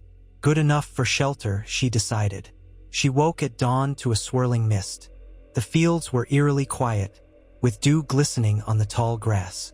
She pressed on, her stomach growling. If she did not find food soon, her strength would wane. She thought of hunting, but she had no bow, no real skill at trapping. She recalled lessons from Winterfell's huntsmen, setting snares or foraging. Perhaps she could manage a snare if she found wire or string. For now, she trudged forward, determined to reach a larger settlement. She had glimpsed farmland that indicated people were somewhere around, though many might be in hiding due to the war. Around midday, she spotted a thin plume of smoke again, down a slope beyond a row of willows. She crouched in the grass, creeping closer until she spied a small encampment. At first, she tensed, expecting outlaws. But then she saw a banner, a tattered cloth with the Tully fish half obscured by mud. Her heart leapt. Tully men? Or perhaps some northern allies? She crept closer, each footstep quiet on the soft ground. The camp was small, no more than a few tents, a couple of horses tied up. She saw men in battered armor cooking over a makeshift fire. There were about 10 of them. Their gear looked worn, the men haggard, but they did not wear Lannister red. They wore scraps of House Tully insignia or no insignia at all, but she recognized the style of ring mail some of them had. River lords, maybe? If they were loyal to the Tullys, then by extension they might be loyal to the Starks. But men can lie, she reminded herself, thinking of the betrayal that had doomed her father. She circled the camp, trying to eavesdrop. Her luck held when she heard a snippet of conversation drifting on the breeze. A gruff voice said, "We'll regroup with Lord Carroll next," or so Ser Harwin says. He's a sworn man to Riverrun. Maybe we can link with the young wolf's outriders if they're still in the area. Another voice replied, "We best hope so. I've had enough of running. We're low on supplies." Arya's pulse raced. The young wolf, her brother, Robb. So these men might indeed be allies, or at least not enemies. She considered approaching them openly. If they recognized her as a Stark, would they treat her as a valuable hostage or greet her as a comrade? In these desperate times, men sometimes turned on their own lords for gold. Yet she had to take the chance. Finding loyal men might be her best hope. She sheathed her sword, raised her empty hands, and stepped out of the brush. Hello, she called, trying to keep her voice from trembling. Instantly, 4 men leapt to their feet, hands on hilts. A younger man took up a spear. "Who goes there?" his voice rang. Arya slowed her steps, who'd pulled back to show her face. "I'm alone," she said. "I heard you speak of the young wolf. Are you loyal to him?" A man who looked older, with streaks of gray in his beard, eyed her suspiciously. "And if we are, what's that to you?" He had a battered breastplate marked with the faint sigil of House Vance, scratched and faded. Arya kept her voice steady. "I need to find King Robb's forces. I have information, important news. I escaped from King's Landing." She saw them exchange glances, uncertain. A younger soldier barked, "We've heard that before. Might be a Lannister spy or scout. Show us you're no threat." She slowly raised her hands higher, turning around to show she bore no hidden weapons aside from the sword at her belt. "My father was Ned Stark," she said, quiet but clear. "Eddard Stark. He was once the hand of the king. I was there when he was executed." Her voice wavered slightly, but she forced herself on. "I escaped. I'm Arya Stark." It was the first time she had openly declared her true name since returning to Westeros. Her heart hammered. Would they believe her? She might have guessed that she would speak the words with pride, but fear coiled around that pride. If they were traitors or opportunists, they might use her name for a ransom from the Lannisters. Or they might bring her to Robb. She had no choice but to take the gamble. The men stared. One cursed under his breath. "Arya Stark?" "Gods be good," said the older man with the Vance armor. "That's quite a claim. The Lannisters said she was lost or dead. We heard all sorts of rumors." Another man stepped closer, peering at her face. "She's just a slip of a girl. That name might be a lie." Arya felt her jaw tighten. "I can prove it if you take me to Robb. Or let me speak to your commander. Ask me anything about Winterfell or House Stark. I can tell you." She recited quickly, "My father's sword was ice, Valyrian steel, kept in the Grey Keep. My sister Sansa was betrothed to Joffrey.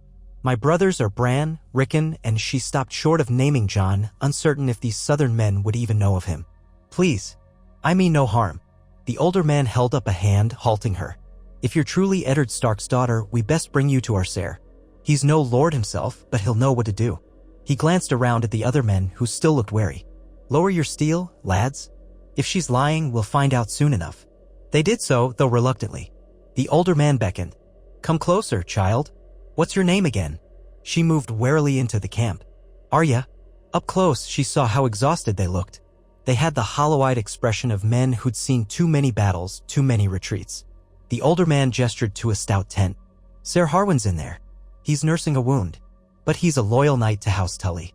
Arya followed him, ignoring the suspicious stares of the others. The man led her inside the tent, which was cramped and smelled of stale sweat. A middle-aged knight with a bandaged arm sat on a wooden chest, poring over a small map by lantern light. He glanced up sharply, his free hand going to the hilt at his side. "Who's this?" he demanded. The older man cleared his throat. "Claims she's Arya Stark. Sire says she's come from King's Landing with important news." At that, the knight's eyes widened. He surveyed Arya, taking in her tattered clothes and bruised face. For a moment, he said nothing, his expression unreadable. Then he exhaled. "Seven save us. If that's true, this is no small matter. Sit." He pointed to a battered stool near the chest. "What news do you bring?" Arya sat gingerly. The older man stepped out, leaving them alone. The knight's posture was tense. She steadied herself and began. "I was in King's Landing for some time. I managed to hide in the Red Keep and overhear Lannister plans." She took a breath, recalling the details. She told him of the troop movements toward Harrenhal, of Tywin's anxieties about the Tyrell alliance, of the city's unrest. She omitted the fact that she had personally killed a guard and set banners aflame. Instead, she simply said the city had grown chaotic, that the Lannisters were searching for an internal spy, and that she fled to avoid capture.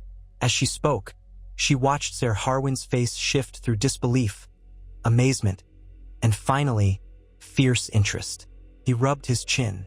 "If you speak true, then Harrenhal is indeed a key point in the Lannister strategy. Lord Tywin holds it with a strong garrison, but not as large as we feared. That might be why they keep sending reinforcements." He paused. "I've heard rumor that your brother, King Robb, planned to outmaneuver them near the Red Fork, perhaps link with Riverrun's men. But the news from King's Landing hasn't reached us out here. We've been cut off, harrying Lannister foragers where we can." He studied her, eyes narrowed. "You say you're Eddard Stark's daughter. Can you answer a question only Arya Stark would know? Something about Winterfell or your family that no common girl would guess." Arya braced. "When I was little, I had a dire wolf named Nymeria. My sister had one named Lady, but Lady was..." She swallowed. "Lady was killed on the orders of Queen Cersei, and my father forced me to attend needlework lessons in the small solar on the second floor of Winterfell's Great Keep, though I hated it. I used to slip away to the courtyard to practice with wooden swords." Her voice trembled slightly. "Is that enough?" Ser Harwin exhaled, nodding slowly. "It might be. I've heard those stories from men who visited Winterfell. It said you hated ladle-like tasks and favored swords." He glanced at her again, taking in her ragged breeches, the sword at her hip. "Very well. If you are Arya Stark, then you have a rightful place among your family's forces. And you say you carry vital intelligence. We must get you north to rejoin King Robb.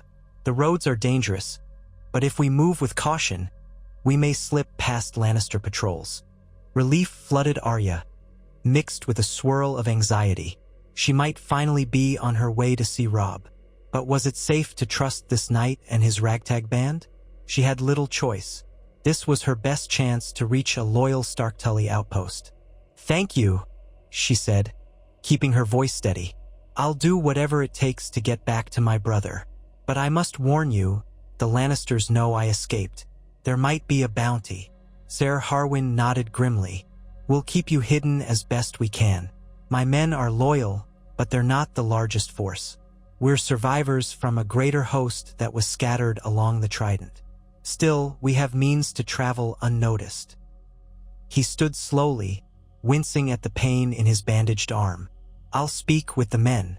We'll move by night, set a course for the river road, then skirt the edges until we find friendlier territory.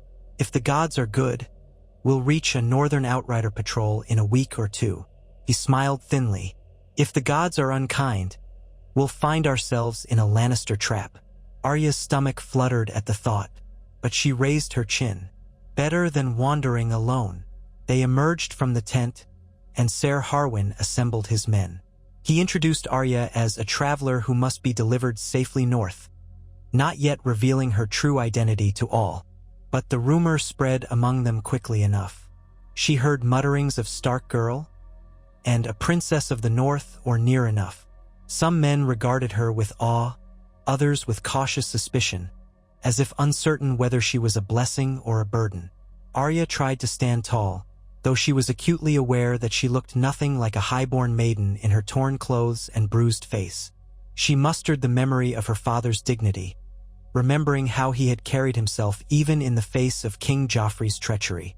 Soon they broke camp. The men doused their fire and packed their tents.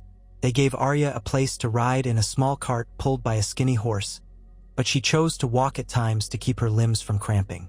They moved cautiously, sending scouts ahead to check for any sign of Lannister outriders or roving outlaws. Arya felt a strange sense of camaraderie. She had traveled with soldiers before, in a way, back when she had fled King's Landing the first time, but that had been under Yoren's charge. These men had the same road-worn, world-weary look, but a flicker of hope stirred in them at the possibility of escorting Ned Stark's daughter. It was as if they believed delivering her to Robb might restore some measure of the Tully-Stark alliance, a symbolic victory. She wanted to tell them that she was only a single girl, that the war's outcome didn't hinge on her, but she kept silent. She saw how the idea gave them purpose. They traveled by narrow forest paths, avoiding main roads.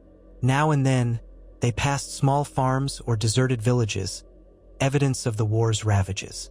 It pained Arya to see how the land had suffered. Fields burned, cottages empty, livestock gone. Whenever they found an abandoned orchard, the men would gather what fruit was left, though half-rotten, just to stave off hunger. At night, they slept in the shelter of ruined barns or clumps of trees, posting a watch. Arya sat among them, listening to hushed conversations about the war.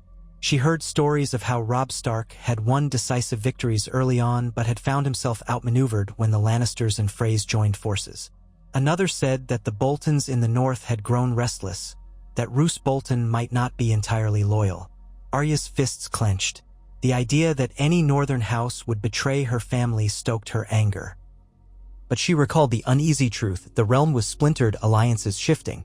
On the fourth night of travel, Ser Harwin confided in her that they were nearing an area where loyal lords to Riverrun still held strong. If we're fortunate, we'll find Lord Carol Vance or one of his bannermen. They can escort us closer to Riverrun. From there, we might pick up your brother's trail or at least discover where he's marched. Arya's heart quickened. She could almost imagine it, standing before Robb in his tent, revealing all she had done in King's Landing. Would he be proud? Or horrified at the lengths she had gone to? She could still feel the sticky blood on her hands. She pushed that thought away. At dawn, they continued through a hilly region dotted with rocky outcrops. One of Ser Harwin's scouts returned, face grave. Smoke ahead. Could be a village or a camp. Not sure who holds it. Harwin frowned. We'll approach carefully. They moved forward, clinging to the dips in the land. Arya peered over a rise, seeing a small hamlet at the bottom of a hollow. Smoke rose from a few chimneys, but also from a charred barn. Figures moved among the buildings. The scout squinted. Could be a Lannister foraging party or maybe a group of Sellswords. There's a banner, but I can't make it out from here. Ser Harwin considered. We need water and supplies. If that hamlet's held by friendlies, we might buy or trade. If not, we'll circle around. They decided to send 2 men forward under a peace banner. Arya waited with the others, her stomach in knots. The hillside grass rustled in a mild breeze, carrying a faint whiff of burnt wood. After a tense half-hour, one of their men returned at a quick jog. They're not enemies, sir. The banner's a blue heron on white.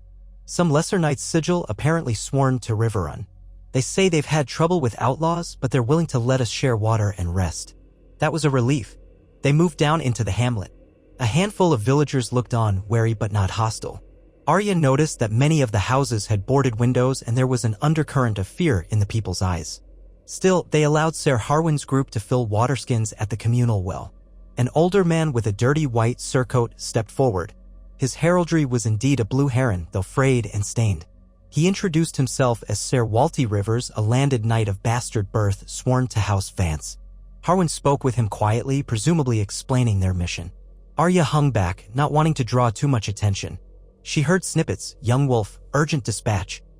Harrenhal, well protected. Then Ser Walty gestured to the burnt barn. Outlaws set it aflame, took what they could. We've been half-starved here, praying the war ends soon. But there's no end in sight. Harwin grimaced. We'll move on soon. We need only a day's rest and some supplies, if possible. Ser Walty scratched his head. We don't have much to spare, but I'll see what can be done. The outlaws took our best goats. He squinted at Arya. That the lass you mentioned? She looks too young for war, poor thing. Arya stiffened but kept silent. Harwin simply nodded. Yes, a ward in our care. They pitch a modest camp on the hamlet's outskirts. The villagers provided a small measure of oats and a few turnips.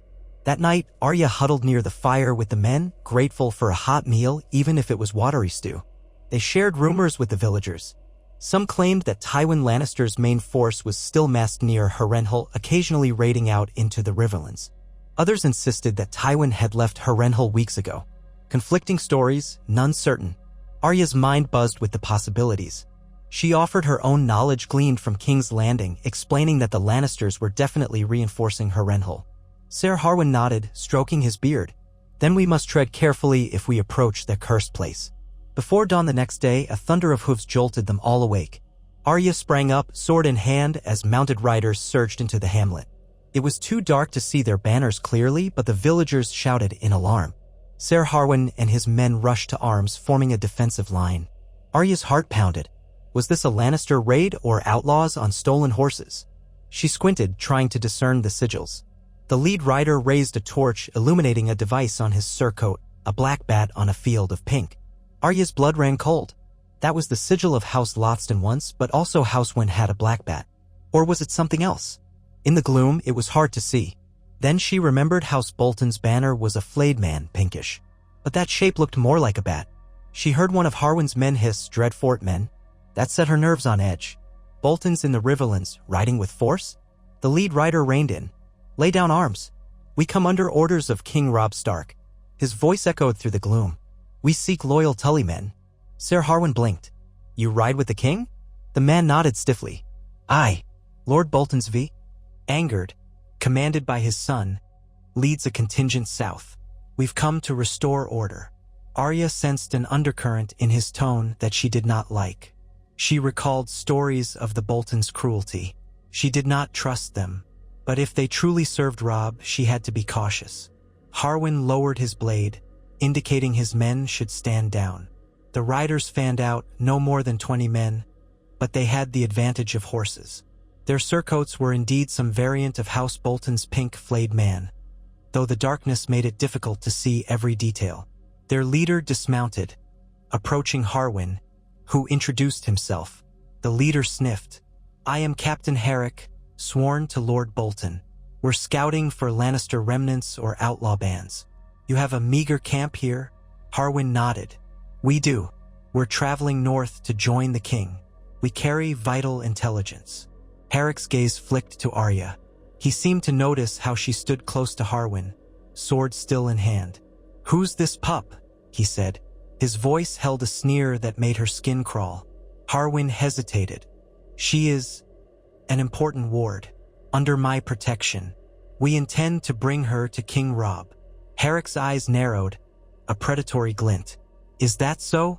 And what intelligence do you carry?" Harwin refused to elaborate. "We'll deliver it to the king directly.